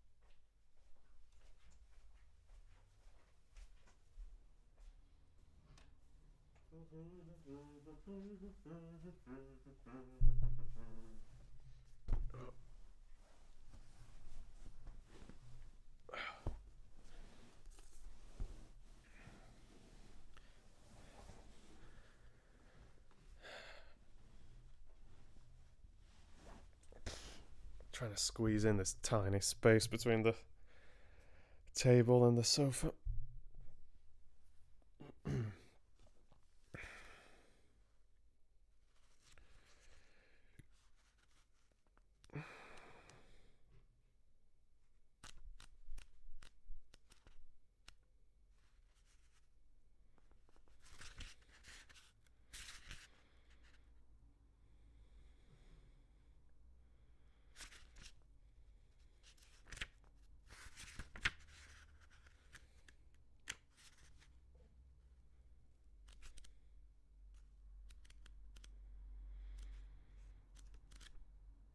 Gosh, The Hobbit, it really moves the story on at quite a fast pace. I forget just how different The Hobbit is to The Lord of the Rings sometimes. I know, like I said just in yesterday's stream, I think it was. It's obviously sort of more child friendly, but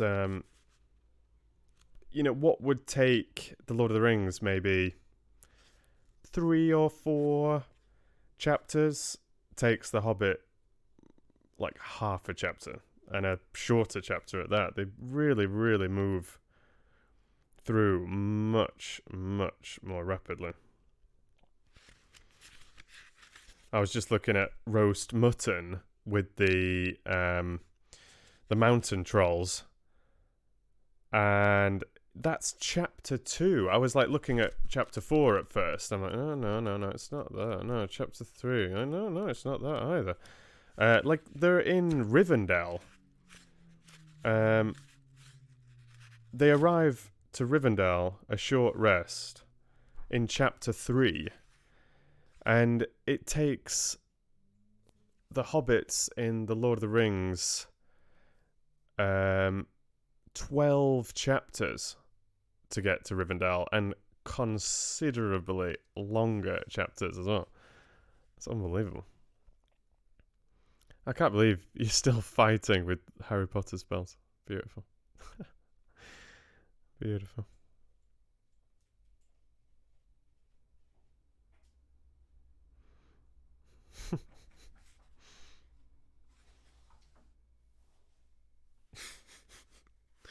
But yeah, so like they're getting into all that mess with the mountain trolls in the second chapter. I think that's unbelievable.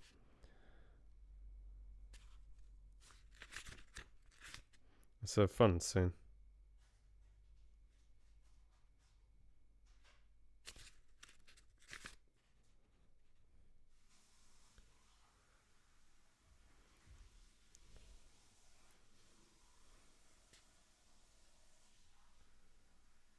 Where do they come into it?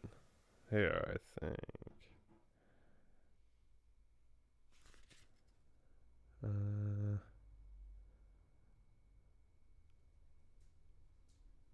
Mutton yesterday, mutton today, and blimey if it don't look like mutton again tomorrow, said one of the trolls.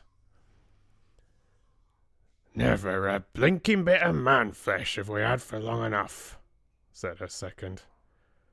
What the hell William was a thinking of to bring us into these parts at all beats me. And the drink running short what's more, he said, jogging the elbow of William, who was taking a pull at his jug. William choked. Shut your mouth. That's cool. Alright. I'll be back in 2 minutes, and then we'll have some If Only They Could Talk, okay? I will be back very soon. I'll get rid of my contacts. You're still fighting, goodness me. Control yourselves, people. Alright, see you in 2 minutes.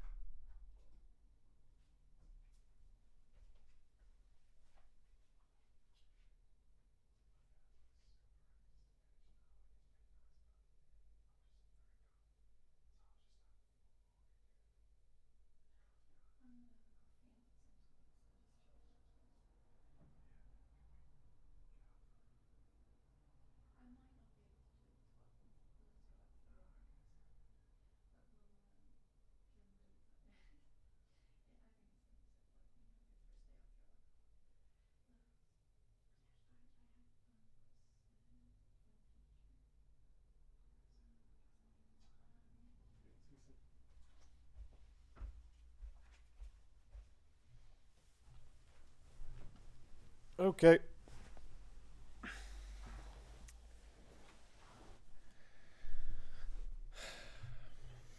Hello for those of you still in the stream. Sorry for interrupting things a couple of times today. Hope you're doing okay. Seen a few people have had to head off. Who's doing well in the stream? How are we doing? Just checking through the chat. Alright, so I've got it up on the screen. Oh, and Joyce has made it. Hello. Arenia.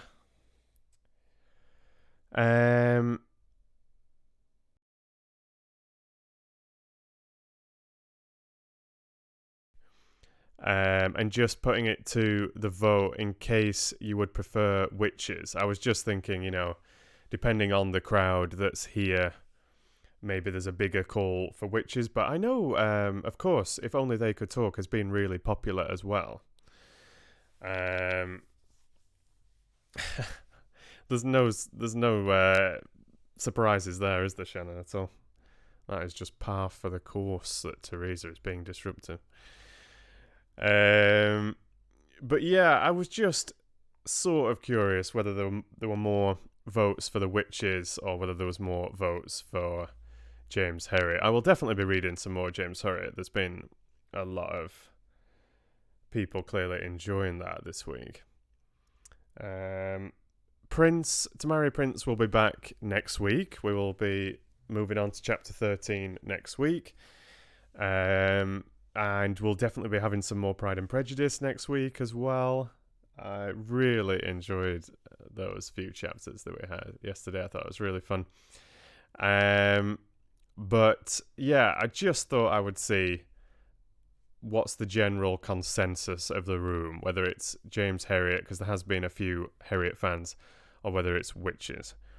Okay, it's looking pretty overwhelming at the moment. We've got Lynette, Mango, Shannon, and Laura shouting out for witches. And we've got Teresa shouting for Prince, even though I've said Prince is coming back next week. And Olivia goes for James Herriot.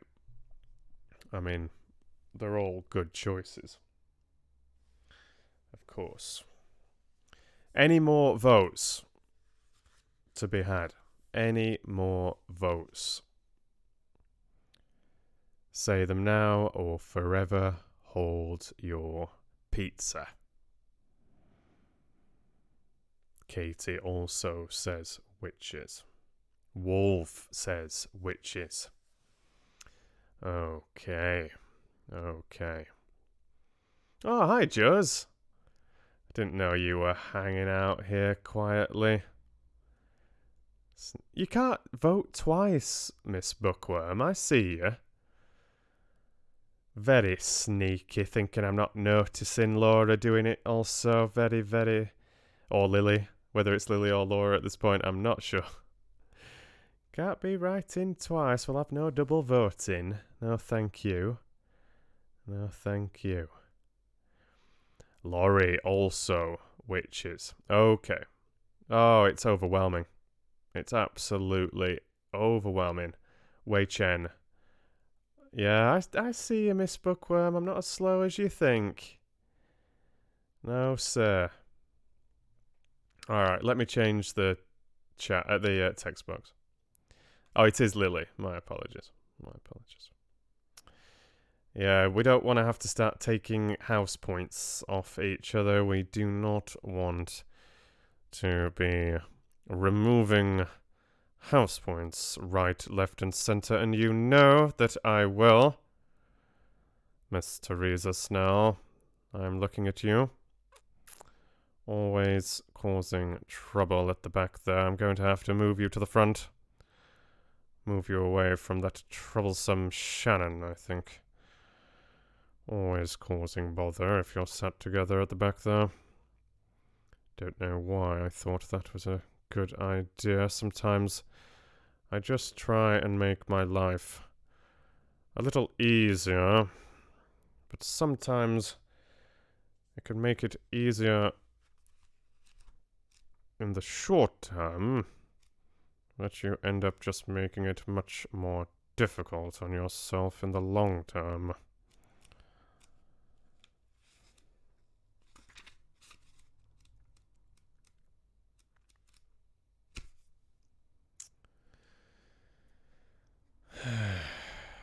Now.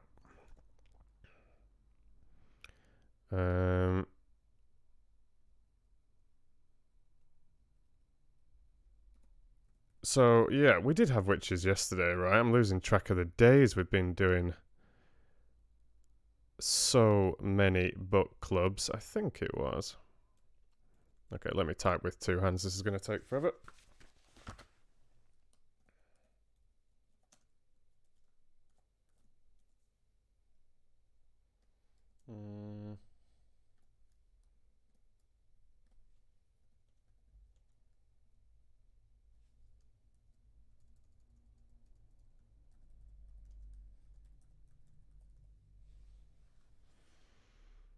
Oh wait, no, it'll be sorry, I'm losing my marbles.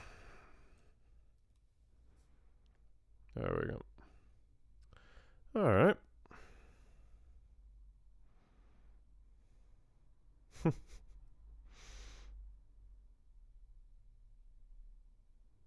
Oh, you noticed that, Olivia. Alright. Settle down there. Come on, stop fighting. I ain't got time for all that nonsense. We've got animals to feed. We've got creatures to look after. Don't be making fun of each other. It's not nice.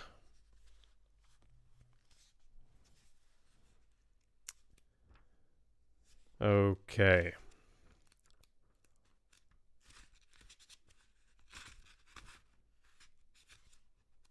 So, yeah, this is chapter 5 of Roald Dahl's The Witches.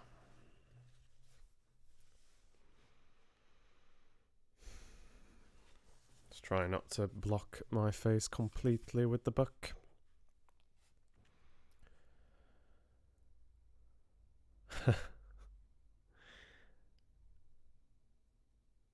Summer holidays.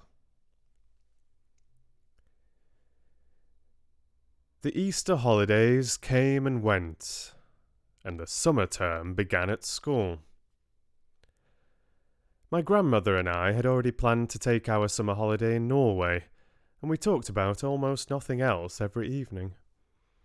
She had booked a cabin for each of us on the boat from Newcastle to Oslo at the earliest possible moment after my school broke up, and from Oslo she was going to take me to a place she knew down on the south coast, near Arendal, where she had spent her own summer holidays as a child, nearly 80 years ago.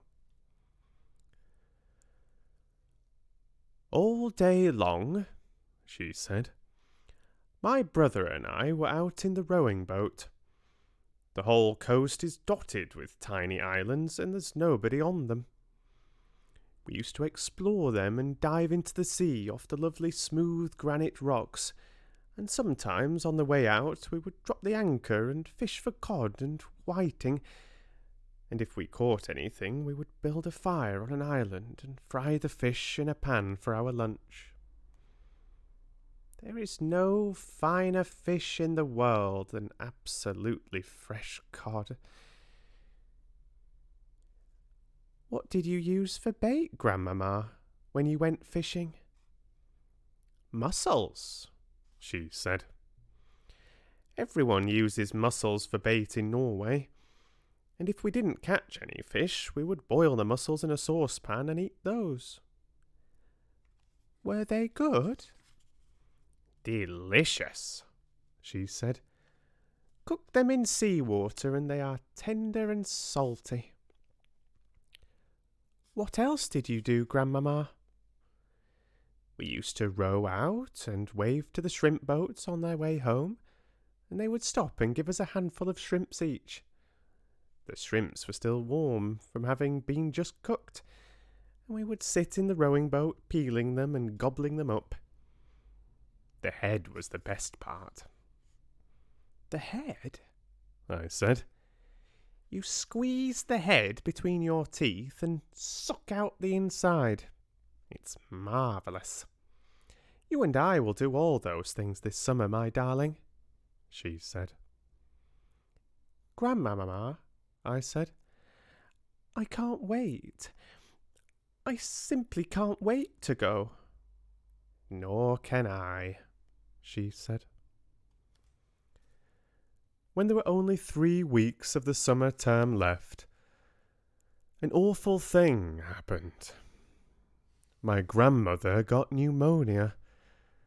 She became very ill, and a trained nurse moved into the house to look after her. The doctor explained to me that pneumonia is not normally a dangerous illness nowadays because of penicillin, but when a person is more than 80 years old, as my grandmother was, then it is very dangerous indeed. He said he didn't even dare to move her to hospital in her condition, so she stayed in her bedroom, and I hung about outside the door while oxygen cylinders and all sorts of other frightening things were taken into her. Can I go in and see her? I asked. No, dear, the nurse said. Not at the moment. A fat and jolly lady called Mrs. Spring, who used to come and clean our house every day, also moved in and slept in the house. Mrs. Spring looked after me and cooked my meals. I liked her very much, but she wasn't a patch on my grandmother for telling stories. One evening, about 10 days later, the doctor came downstairs and said to me, You can go in and see her now, but only for a short time. She's been asking for you. I flew up the stairs and burst into my grandmother's room and threw myself into her arms. Here there, the nurse said. Be careful with her. Will you be all right now, Grandmamma? I asked.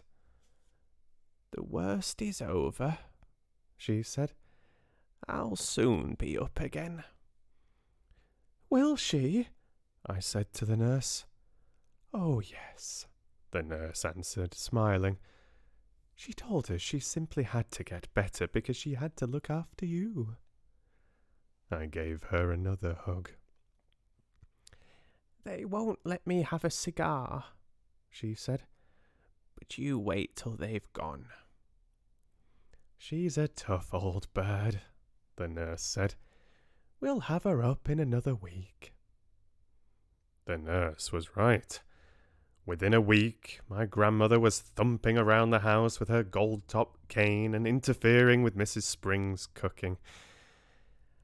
I thank you for all your help, Mrs. Spring, she said, but you can go home now.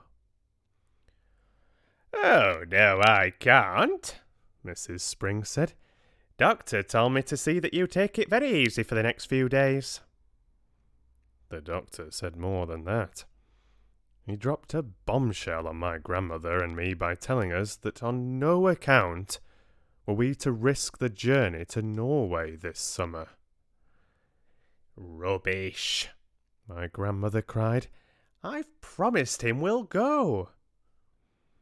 It's too far, the doctor said. It would be very dangerous. But I'll tell you what you can do. You can take your grandson to a nice hotel on the south coast of England instead. The sea air is just what you need. Oh, no, I said. Do you want your grandmother to die? The doctor asked me. Never, I said. Then don't let her go on a long journey this summer. She's not yet strong enough. And don't stop her... Oh, sorry about that. and stop her smoking those vile black cigars." In the end, the doctor had his way about the holiday, but not about the cigars. Rooms were booked for us in a place called the Hotel Magnificent in the famous seaside town of Bournemouth. Bournemouth, my grandmother told me, was full of old people like herself.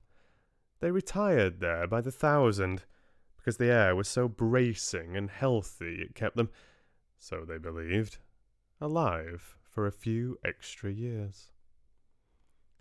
"Does it?" I asked. "Of course not," she said. "It's tommy rot. But just for once I think we've got to obey the doctor." Soon after that, my grandmother and I took the train to Bournemouth and settled into the Hotel Magnificent. It was an enormous white building on the seafront, and it looked to me like a pretty boring place to spend a summer holiday in. I had my own separate bedroom, but there was a door connecting my room with my grandmother's room so that we could visit each other without going into the corridor. Just before we left for Bournemouth, my grandmother had given me, as consolation, a present of 2 white mice in a little cage, and of course I took them with me. They were terrific fun, those mice. I called them William and Mary, and in the hotel I set out right away teaching them to do tricks. The first trick I taught them was to creep up the sleeve of my jacket and to come out by my neck. Then I taught them to climb up the back of my neck onto the top of my head. I did this by putting cake crumbs in my hair. On the very first morning after our arrival, the chambermaid was making my bed when one of my mice poked its head out from under the sheets. The maid let out a shriek that brought a dozen people running to see who was being murdered. I was reported to the manager. There followed an unpleasant scene in the manager's office, with the manager, my grandmother, and me. The manager, whose name was Mr. Stringer, was a bristly man in a black tailcoat. "I cannot permit mice in my hotel, madam," he said to my grandmother. "How dare you say that when your rotten hotel is full of rats anyway?" my grandmother cried. "Rats?" said Mr. Stringer, going mauve in the face. "There are no rats in this hotel." "I saw one this very morning," my grandmother said. "It was running down the corridor into the kitchen." "That is not true," cried Mr. Stringer.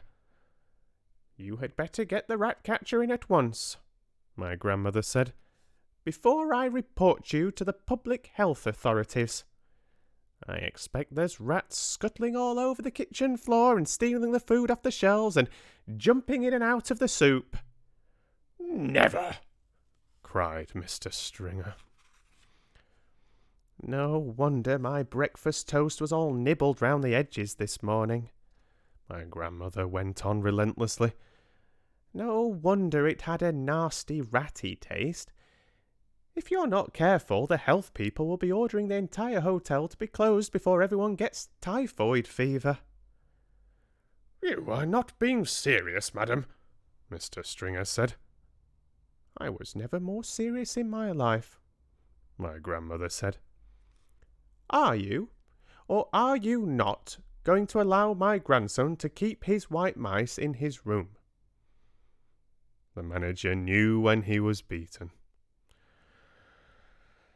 "May I suggest a compromise, madam?" he said. "I will permit him to keep them in his room as long as they are never allowed out of the cage. How's that?" "That will suit us very well," my grandmother said, and she stood up and marched out of the room with me behind her. There is no way you can train mice inside a cage. Yet I dared not let them out because the chambermaid was spying on me all the time. bursting in at all hours, trying to catch me with the mice out of the cage. She told me that the first mouse to break the rule would be drowned in a bucket of water by the hall porter. I decided to seek a safer place where I could carry on with the training. There must surely be an empty room in this enormous hotel. I put one mouse into each trouser pocket and wandered downstairs in search of a secret spot. The ground floor of the hotel was a maze of public rooms, all of them named in gold letters on the doors. I wandered through the lounge and the smoking room, and the card room and the reading room, and the drawing room. None of them was empty. I went down a long wide corridor, and at the end of it I came to the ballroom. There were double doors leading into it, and in front of the doors there was a large notice board on a stand. The notice on the board said, RSPCC meeting. Strictly private. This room is reserved for the annual meeting of the Royal Society for the Prevention of Cruelty to Children. The double doors into the room were open. I peeped in. It was a colossal room. There were rows and rows of chairs, all facing a platform. The chairs were painted gold, and they had little red cushions on the seats. But there was not a soul in sight.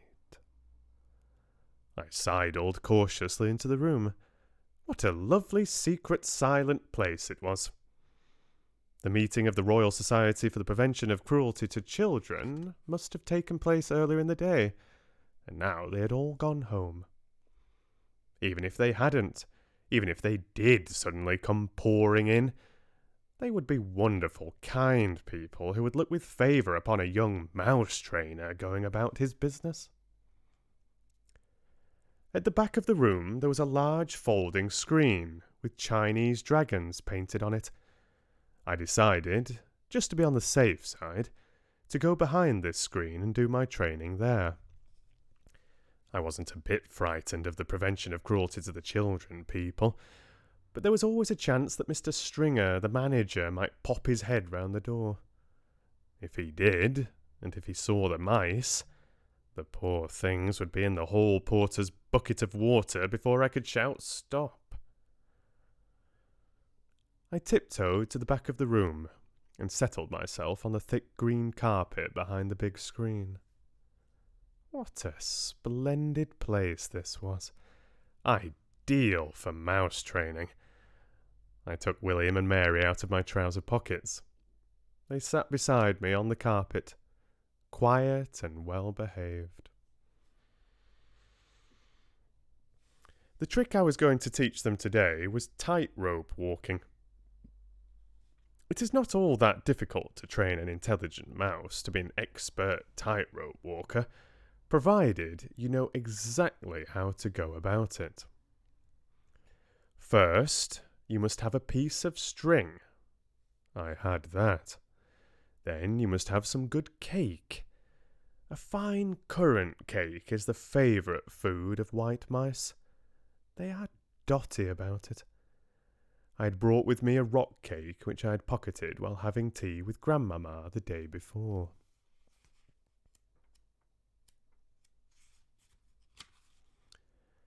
Now, here's what you do.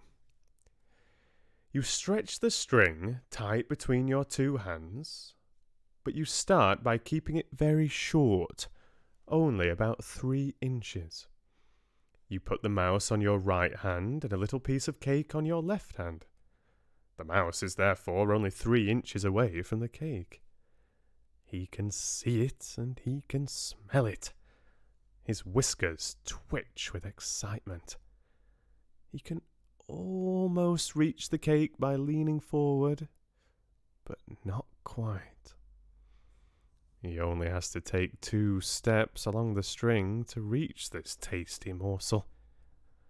He ventures forward. One paw on the string, then the other. If the mouse has a good sense of balance, most of them have, he will get across easily. I started with William. He walked the string without a moment's hesitation. I let him have a quick nibble of the cake, just to whet his appetite. Then I put him back on my right hand. This time I lengthened the string. I made it about 6 inches long. William knew what to do now. With superb balance, he walked step by step along the string until he reached the cake. He was rewarded with another nibble. Quite soon, William was walking a 24-inch tightrope, or rather tight string, from one hand to the other to reach the cake. It was wonderful to watch him. He was enjoying himself tremendously. I was careful to hold the string near the carpet so that if he did lose his balance, he wouldn't have far to fall. But he never fell. William was obviously a natural acrobat. A great tight-rope walking mouse. Now it was Mary's turn. I put William on the carpet beside me and rewarded him with some extra crumbs in a currant. Then I started going through the same routine all over again with Mary. My blinding ambition, you see, my dream of dreams, was to become one day the owner of a white mouse circus. I would have a small stage with red curtains in front of it, and when the curtains were drawn apart, the audience would see my world-famous performing mice walking on tight ropes, swinging from trapezes, turning somersaults in the air, bouncing on trampolines, and all the rest of it. I would have white mice riding on white rats, and the rats would gallop furiously round and round the stage. I was beginning to picture myself travelling first class all over the globe with my famous white mouse circus, and performing before all the crowned heads of Europe. I was about halfway through Mary's training when suddenly I heard voices outside the ballroom door. The sound grew louder. It swelled into a great babble of speech from many throats. I recognized the voice of the awful hotel manager, Mr. Stringer. Help, I thought. But thank heavens for the huge screen. I crouched behind it and peered through the crack between two of the folding sections. I could see the entire length and width of the ballroom without anyone seeing me. "Well, ladies, I'm sure you'll be quite comfortable in here," Mr. Stringer's voice was saying. Then in through the double doors he marched, black tailcoat and all, spreading his arms wide as he ushered in a great flock of ladies. "If there is anything we can do for you, do not hesitate to let me know," he went on. "Tea will be served for all of you on the Sunshine Terrace after you have concluded your meeting." With that, he bowed and scraped himself out of the room as a vast herd of ladies from the Royal Society for the Prevention of Cruelty to Children came streaming in. They wore pretty clothes, and all of them had hats on their heads.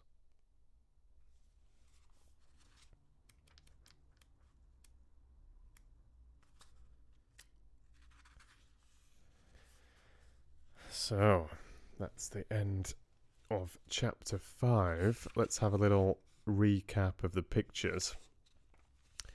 I nearly started showing a couple of pictures at one point, and I thought, no, I'll just keep the momentum of the chapter. And yeah, you notice me correcting myself in the character voice of the Doctor.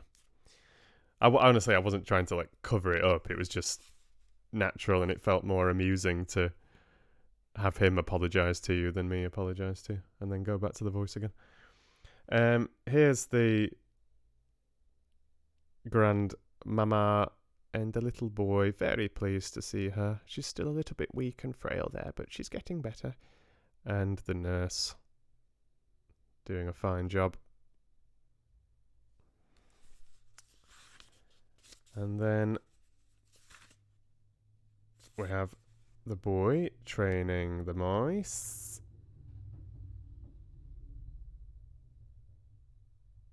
Good times. The early days of his White Mouse circus. And here is Mr. Stringer. he didn't have a West Country accent. It's just, I think that's the same name as a character in the British movie Hot Fuzz.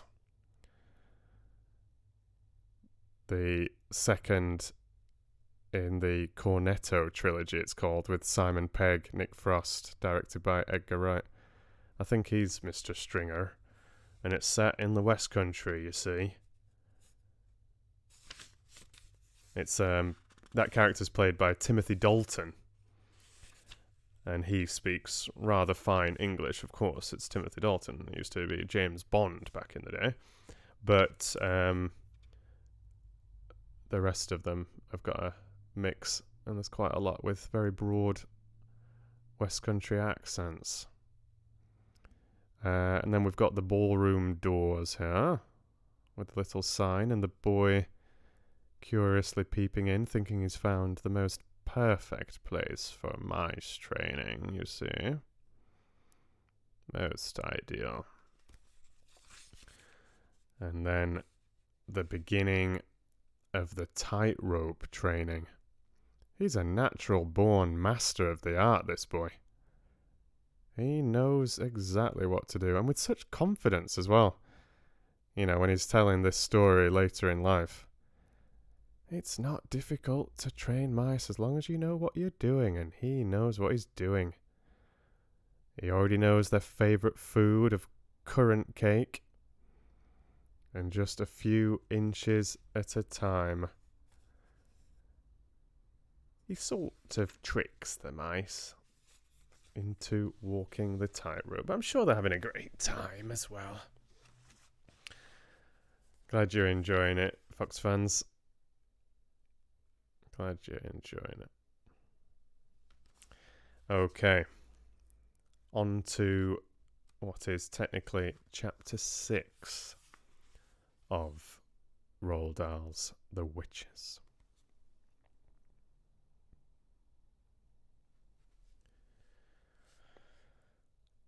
The Meeting. Now that the manager had gone, I was not particularly alarmed. What better than to be imprisoned in a room full of these splendid ladies? If I ever got talking to them, I might even suggest that they come and do a bit of cruelty to children preventing at my school. We could certainly use them there. In they came, talking their heads off. They began milling round and choosing their seats, and there was a whole lot of stuff like, "Come and sit next to me, Millie dear," and, "Oh, hello, Beatrice. I haven't seen you since the last meeting. What an adorable dress you have on." I decided to stay where I was and let them get on with their meeting while I got on with my mouse training. But I watched them for a while longer through the crack in the screen, waiting for them to settle down. How many were there? I guessed about 200. The back rows filled up first. They all seemed to want to sit as far back from the platform as possible. There was a lady wearing a tiny green hat in the middle of the back row who kept scratching the nape of her neck. She couldn't leave it alone. It fascinated me the way her fingers kept scratching away at the hair on the back of her neck. Had she known somebody was watching her from behind, I'm sure she would have been embarrassed. I wondered if she had dandruff. All of a sudden, I noticed that the lady next to her was doing the same thing. And the next one. And the next. The whole lot of them were doing it. They were all scratching away like mad at the hair on the backs of their necks. Did they have fleas in their hair? Most likely it was nits. A boy at school called Ashton had had nits in his hair last term, and the matron had made him dip his whole head in turpentine. It killed the nits, all right, but it nearly killed Ashton as well. Half the skin came away from his scalp. I began to be fascinated by these hair-scratching ladies. It is always funny when you catch someone doing something coarse and she thinks no one is looking. Nose-picking, for example, or scratching her bottom. Hair-scratching is very nearly as unattractive, especially if it goes on and on. I decided it had to be nits. Then, the most astonishing thing happened. I saw one lady pushing her fingers up underneath the hair on her head, and the hair, the entire head of hair, lifted upwards all in one piece, and the hand slid underneath the hair and went on scratching. She was wearing a wig. She was also wearing gloves. I glanced swiftly around at the rest of the now seated audience. Every one of them was wearing gloves. My blood turned to ice. I began to shake all over. I glanced frantically behind me for a back door to escape through. There wasn't one. Should I leap out from behind the screen and make a dash for the double doors? Those double doors were already closed, and I could see a woman standing in front of them. She was bending forward and fixing some sort of a metal chain round the two door handles. Keep still, I told myself. No one has seen you yet. There's no reason in the world why they should come and look behind the screen. But one false move, one cough, one sneeze, one nose blow, one little sound of any sort, and it won't be just one witch that gets you. It'll be 200. At that point, I think I fainted. The whole thing was altogether too much for a small boy to cope with. But I don't believe I was out for more than a few seconds. And when I came to, I was lying on the carpet, and I was still, thank heavens, behind the screen. There was absolute silence all around me. Rather shakily, I got to my knees and peered once again through the crack in the screen.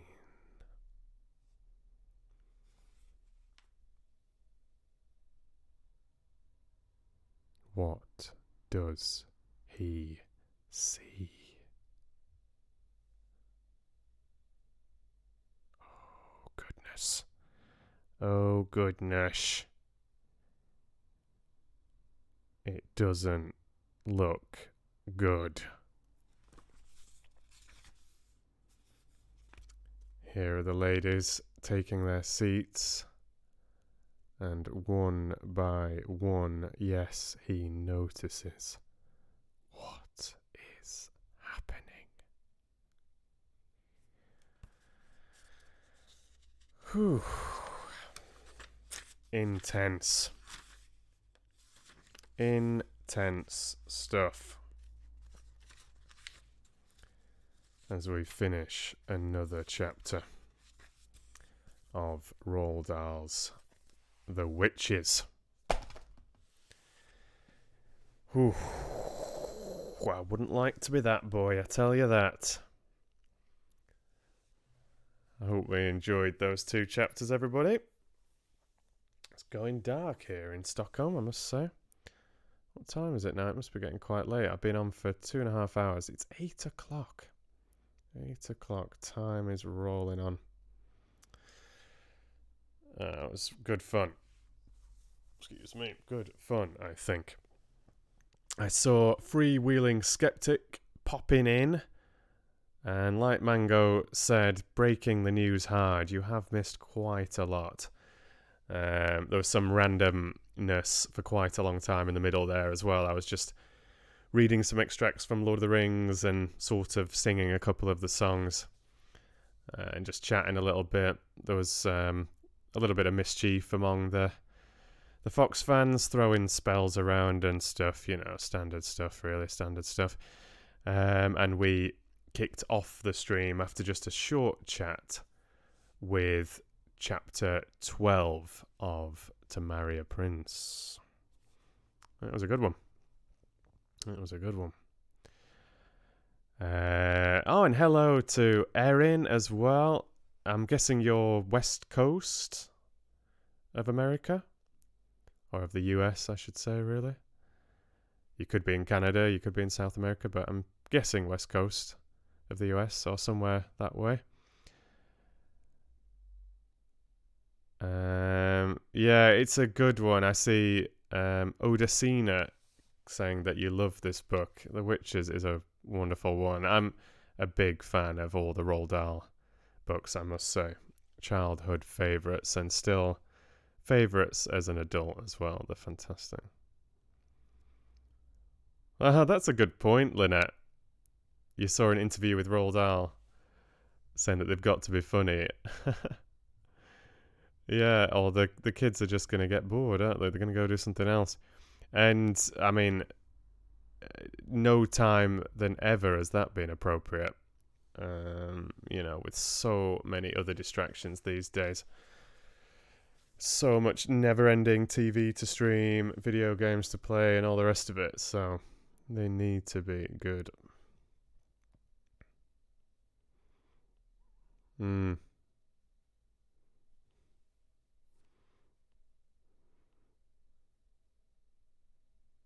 I was just checking in on the chat that you've been having. Yeah, it was a good one. It was a good one. It's quite a short chapter, that last one. But it leaves us on a cliffhanger. I was really, really, really tempted when I realised which chapter it was. I was really tempted to continue into the next one. And then I thought, no, it's nice to leave it on a cliffhanger. It's a bit naughty. Make you look forward to the next one.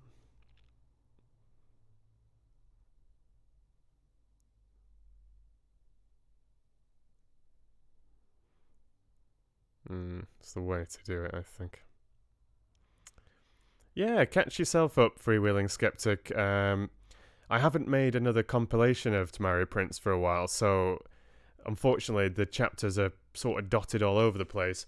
But I do have a playlist, so just go to the playlist section on my channel and, you know, you're going to have to shuffle through the live streams to find them. But there should be timestamps in the video description of most of them.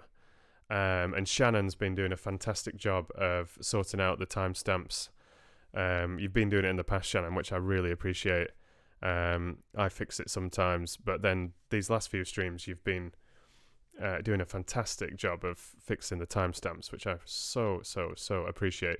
I've added them to the video description of the first stream on Tuesday, but they're pinned top comments for Wednesday and Thursday. So hopefully you can find the relevant bit of the stream for To Marry a Prince chapters, even if you're a few chapters behind. All right. Oh, that's interesting, Lynette. He mentioned Secret Garden, did he, by name? It is a fantastic one. It really, really is, and it's become very dear to my heart now after narrating that over all those weeks. A couple of years ago, finishing it off. Just over a year ago now, I think I finished that. With those raw reading videos as it was originally presented, and then I cut it all up and stuck it together for the complete version. Alright, everybody. Thank you so much for joining me today. Oh, is that how you found me, Mango? Good times. Yeah, you're very welcome, Freewheeling. You're very welcome. And good night to Lily, heading off. Thanks so much. Very nice to see you in the chat, I must say. I hope you're not missing the Harry Potter readings too much. But you can always listen to them in the audio libraries. You can revisit the good times, even if we've not been able to push further into the story. Yeah, Fantastic Mr. Fox. It got taken down by HarperCollins on my old Red Fox Voice channel, unfortunately. So you can still watch that video and listen to it through Patreon. I've got the complete video audiobook version available for apprentices at the $2 tier, and there's all the individual chapters as well as the full video available in the $5 like complete audio library on Patreon. So you can always watch it and listen to it there if you like, whilst obviously helping to support me and help support the channel a little bit. Yeah, no, Fantastic Mr. Fox is going to be copyrighted. Yeah, absolutely. You know, that's the thing. You know, even with these live streams, I'm sure HarperCollins wouldn't be best pleased with me reading The Witches, but at least live, it's not direct competition in the same way as when it's recorded in a more sort of professional sense. You know, I think that is going to be more serious competition than a live reading just broken up into many chapters here and there, and there's a little bit more sort of creative license when you're reading it live, I suppose. You know, I'm breaking it up with my own chat and commentary and showing the pictures and talking here and there and things like that. So it's a little bit more original than if it's just one complete audiobook or quite professionally made chapter by chapter recordings and things like that. Yes. And it looks like I'm going to have some bad news about the Chronicles of Narnia coming up soon, unfortunately, but I won't go into those details now. We'll just focus on it being a very nice live stream. But I have had some correspondence from the C.S. Lewis Company inquiring about my Lion, the Witch and the Wardrobe videos on this channel. So yeah, these publishers are not fans of my work, unfortunately. We've said this so many times in the past. You would hope they would embrace some enthusiastic, young, passionate, self-grown voice talent, helping to spread love and joy for literature and stories around the world. But that's not really how they see it, unfortunately. They just see it as copyright infringement. So, there you go. Yeah, I haven't streamed on Twitch for quite a long time, actually. There was one of the Tamaria Prince chapters, was it chapter 9, I think? Was read on Twitch back in September, October-ish. Maybe it was October. And I do like the Twitch platform. I prefer it to YouTube, really, for the live streaming. But my subscriber base has been growing quite rapidly here on YouTube. And I just want to get into a regular rhythm with live streams here on YouTube, where there's the broadest audience before I try and perhaps go back to Twitch and try and build up the Twitch viewers, you see. So, yeah, I probably will go back to Twitch, or at least do some streams here and some streams on Twitch and see how it goes. But at the moment, we're just We're just sticking with YouTube. So try and just get a bit of consistency rather than jumping back and forth. I started Twitch streaming originally because I was getting blocked on YouTube, you see, back on redfoxvoice. But at the moment, YouTube, like I said, at least it's digging into, about 8,000 subscribers. As on Twitch, I'm not sure what the following on there is. Maybe it's like about 600 or something like that.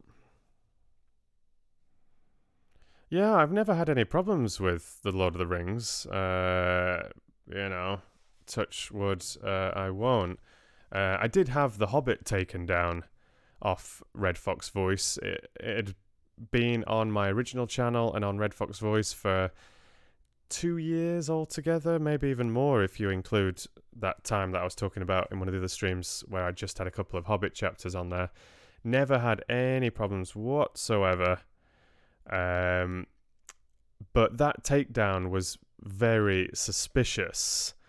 It was reported by like some concrete dam company, and I looked into it, and it looks like it's some fake account that someone has made, maybe even like paying for a service to try and force certain creators to take videos down if they've got a video that's in competition. So perhaps somebody else that was producing their own version of The Hobbit on a paid channel, like on a monetized channel, wanted to get rid of my video that had, a couple of 100,000 views and was getting a couple of thousand views a day.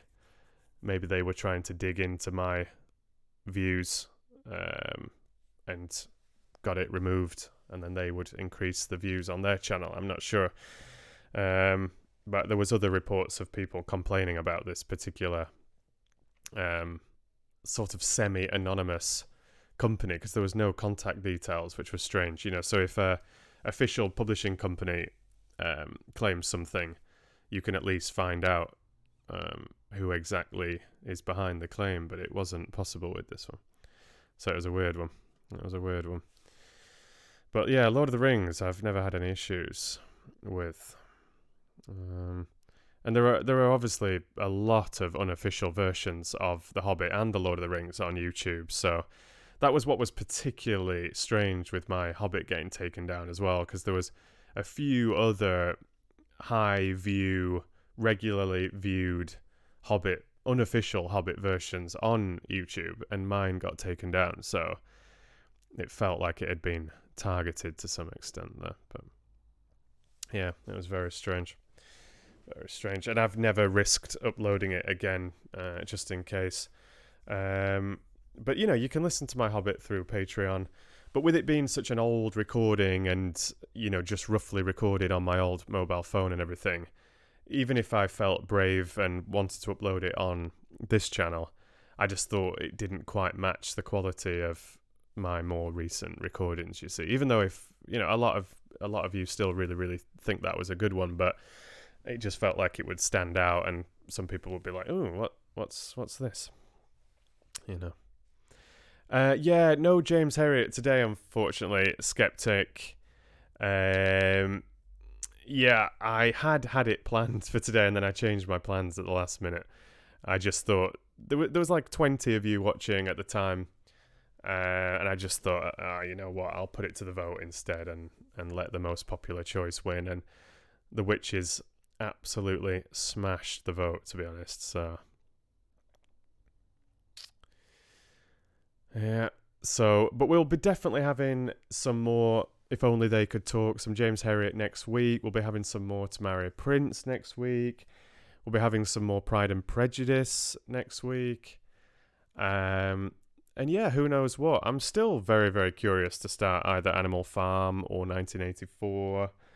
And there are other possibilities as well. You know, there's Alice in Wonderland, for example, maybe Sherlock Holmes. There's other new things I could start as well. But nice to make some progress with the books that we've got going. So, of course, I would like to read some more of The Witches as well. Yeah. I do have some merchandise, actually, Jake. I don't have anything specific for The Lion, the Witch and the Wardrobe. But if you check out my Redbubble page, it's in the video description. There's a couple of independent artists that designed a number of things for me. About 18... No, it's more longer than that. A couple of years ago now, isn't it? It was quite early on, that. So yeah, you can check it out. There's all sorts of stuff that you can get through Redbubble if you like. And I get a percentage of that. And I've always been sharing half of that. It's only small revenue, you know, but sharing half of that with the artists as well. Yeah, Lorena's been saying that I don't need to do that, and it was hard to get hold of Lana a while ago, but that was always the plan. So you can check it out if you wish. It's a good site, Redbubble. They've got really good quality stuff, and there's obviously a bunch of you that have purchased things from that over the last couple of years, which is really cool. Cheers, Alethea. Yeah, like there's been times, obviously, when I've been almost literally pulling my hair out, when I've been having all sorts of copyright strikes and other issues and things, but yeah, it's such a can of worms, that whole subject. You know, I just saw Jake's Great Adventures mentioning, why do they take your things down and not other things that are similar or even worse technically, you know, like people just directly pirating, just stealing things. But I won't go into it all now. I get sucked in because I'm obviously very passionate about that whole thing, but yeah, let's not worry about it just now. Someone was saying something else I saw. Oh, goodbye to Jane, who's heading off. Lovely to see you. Really nice to have you here. Take care. Hope to see you next time.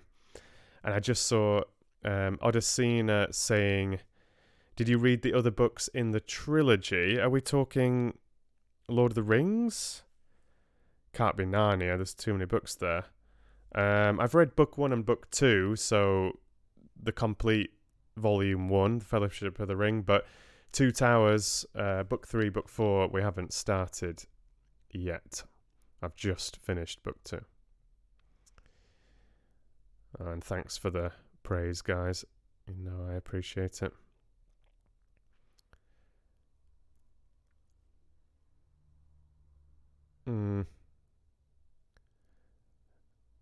You're talking Harry Potter, Wolf, I think. You were saying at the time...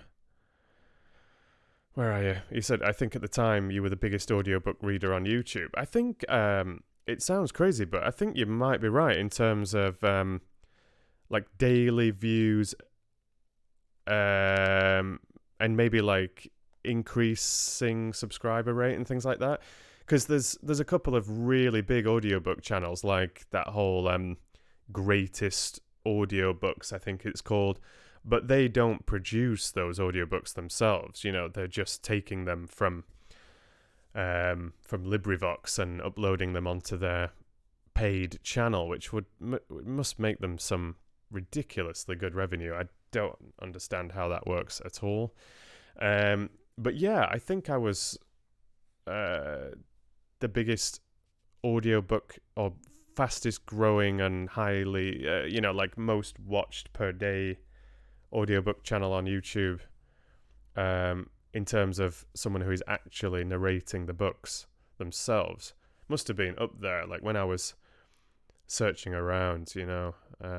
The views were very, very high when I was producing Harry Potter. Like, if I'd have not got closed down, I was saying, goodness knows how many subscribers I would have now. It would be pretty cool.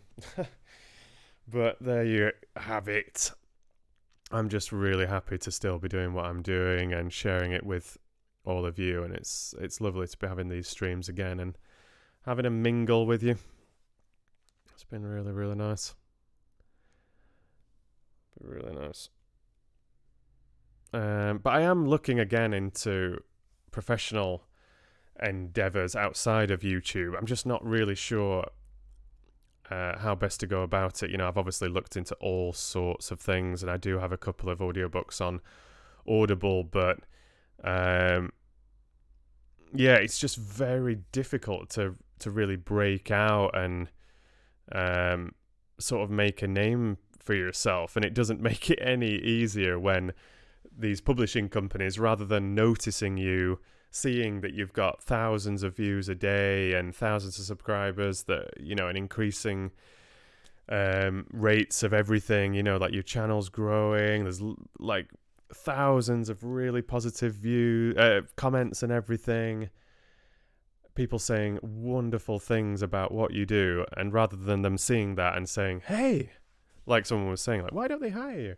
Yeah, I know, I've said this like 1,000 times, like, instead of just saying like, hey, here's someone who's got something that people obviously really, really like, why don't we audition them for something and see if we can, take that, they're going to make money from it, obviously. If you hire someone who's popular, yeah, it's going to work, right?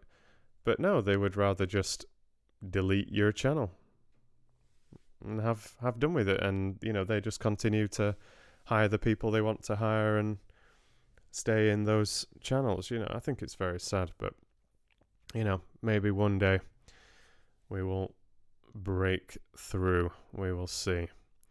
Because the Audible stuff, it's cool, but most of the gigs through Audible, you don't get paid for making the audiobook. You only get paid for the sales, and you only get paid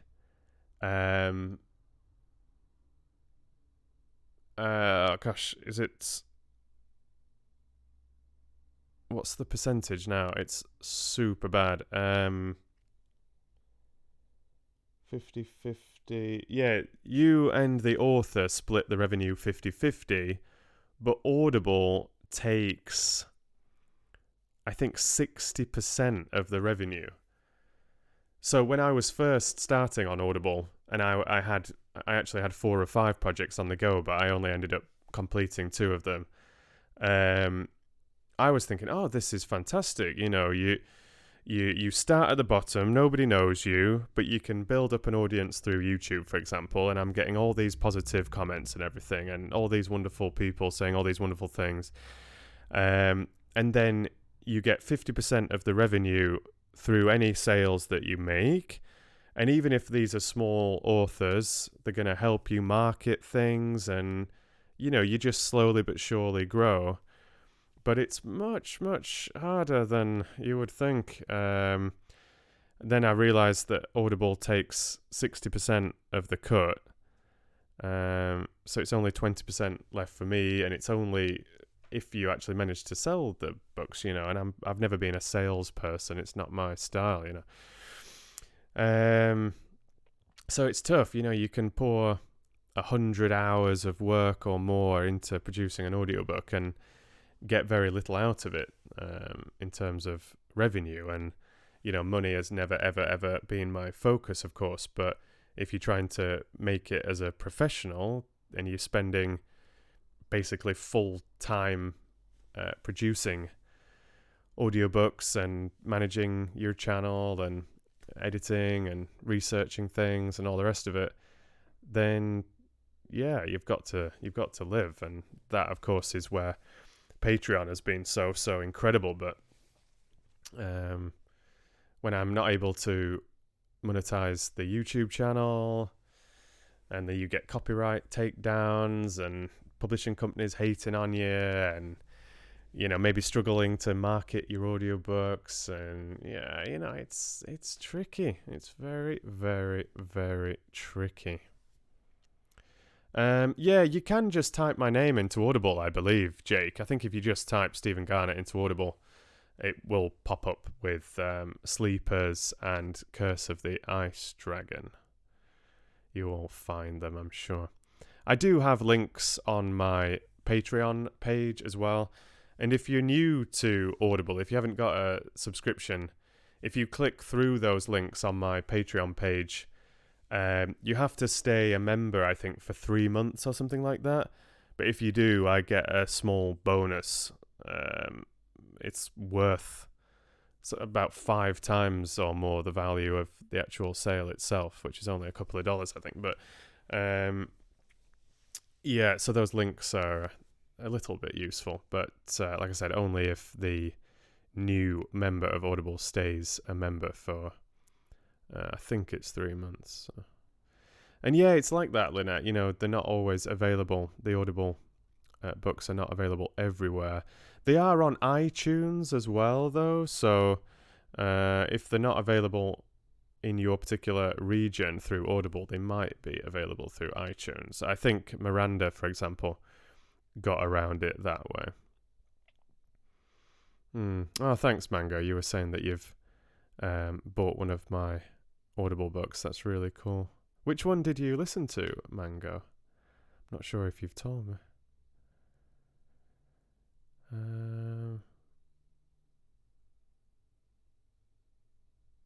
Borrow Box, Jake's mentioning.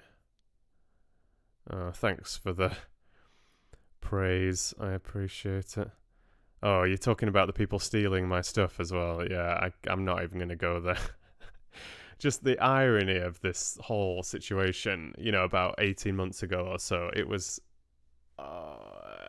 it's so frustrating. Like, I was being crushed by 3 different publishing companies, and then I had people stealing my audiobooks and uploading them to their own channels, which a couple of them were monetized channels as well. So they were actually making money off like hundreds of hours of my work that I wasn't allowed to monetize, and was actually having my channels deleted at the same time. It was just absolute madness there. I don't know how I got through that whole section in terms of keeping with this dream of working with audiobooks and voiceover and everything, because that was stressful. That was really stressful. You know, yeah, enough of that. That was not cool. Because, I mean, I understand that the publishing companies, they would say, well, you're stealing our words, but it's still an original product in terms of my voice, creativity, editing, the whole thing. But someone who's literally just copy-pasting, uploading your work to their channel is just absolutely disgusting, especially if they're making money off it. And I was appealing to them to remove it, and they wouldn't. But we eventually got there, didn't we? They eventually got taken down. It's so silly. So silly. Oh, you got Curse of the Ice Dragon then, I'm guessing, Mango. It's a good one, that, I think. It's a nicely written book, and I put my heart and soul into the audiobook of it. I really, really, really did. I worked very hard on it. I did what I could. Thanks, Katie. Yeah, I tried that, Lynette, but YouTube is not the best when it comes to reporting. You can't speak to a human at YouTube unless you've got a channel of something like over 100,000 subscribers. It could even be more now. So you can't contact someone directly. You can just try and report it. But because my original channel had been taken down, and they uploaded a couple of those versions before I was able to re-upload them to redfoxvoice, in terms of YouTube's algorithm, I think they actually would think that they were the original uploaders of that video, because the original upload had been deleted with the Stephen Garnett channel. Then the pirates have uploaded them to their channels. Then I've uploaded them to my new channel, and I look like the thief, if anything. So I think that probably made it even more complicated. It was an absolute joke, honestly. Really, really, really was. Hello, Adam. Yeah, I've not mentioned this for a while. I've had the same mic for quite a long time. I've recorded off a couple of other things as well, but this is an SE Electronics X1S. I was just checking, but yeah. And it's a good one. It's pretty solid. I don't think it's brilliant for the live streams. I think there's better microphones for live streams. You get a little bit of feedback and things. But for my regular recorded audiobooks and everything, I think it's pretty good. It's sort of a entry level studio microphone, condenser microphone. And then I've got like a soundboard for it as well, which is pretty good.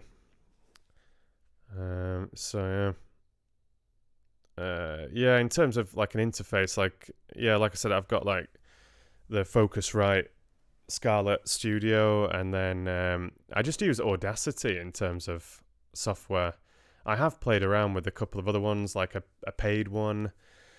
But Audacity just did everything I needed for, and it's free as well. Like for the features that I require, there was a couple of more professional pieces of software out there that it just wasn't value for money. But a while ago, I did upgrade my video producing software, though.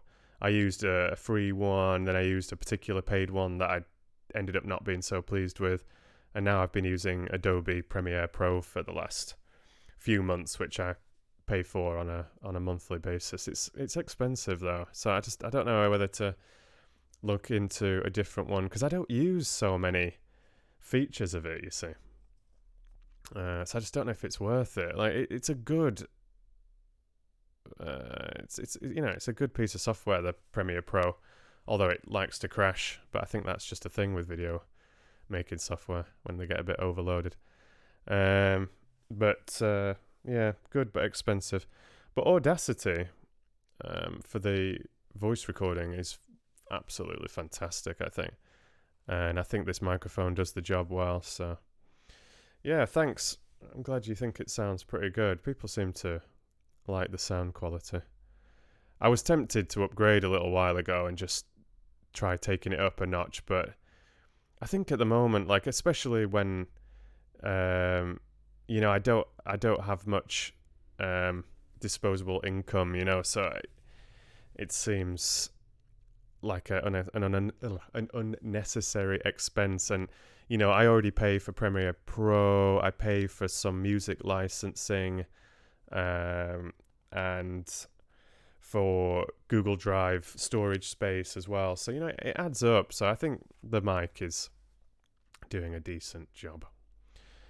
Sonnets could be a good one for sure. I just seen people have mentioned old Bill Shakespeare many a time. Could be good for sure. Oh, there's a few suggestions coming in here. Yeah. What else am I missing?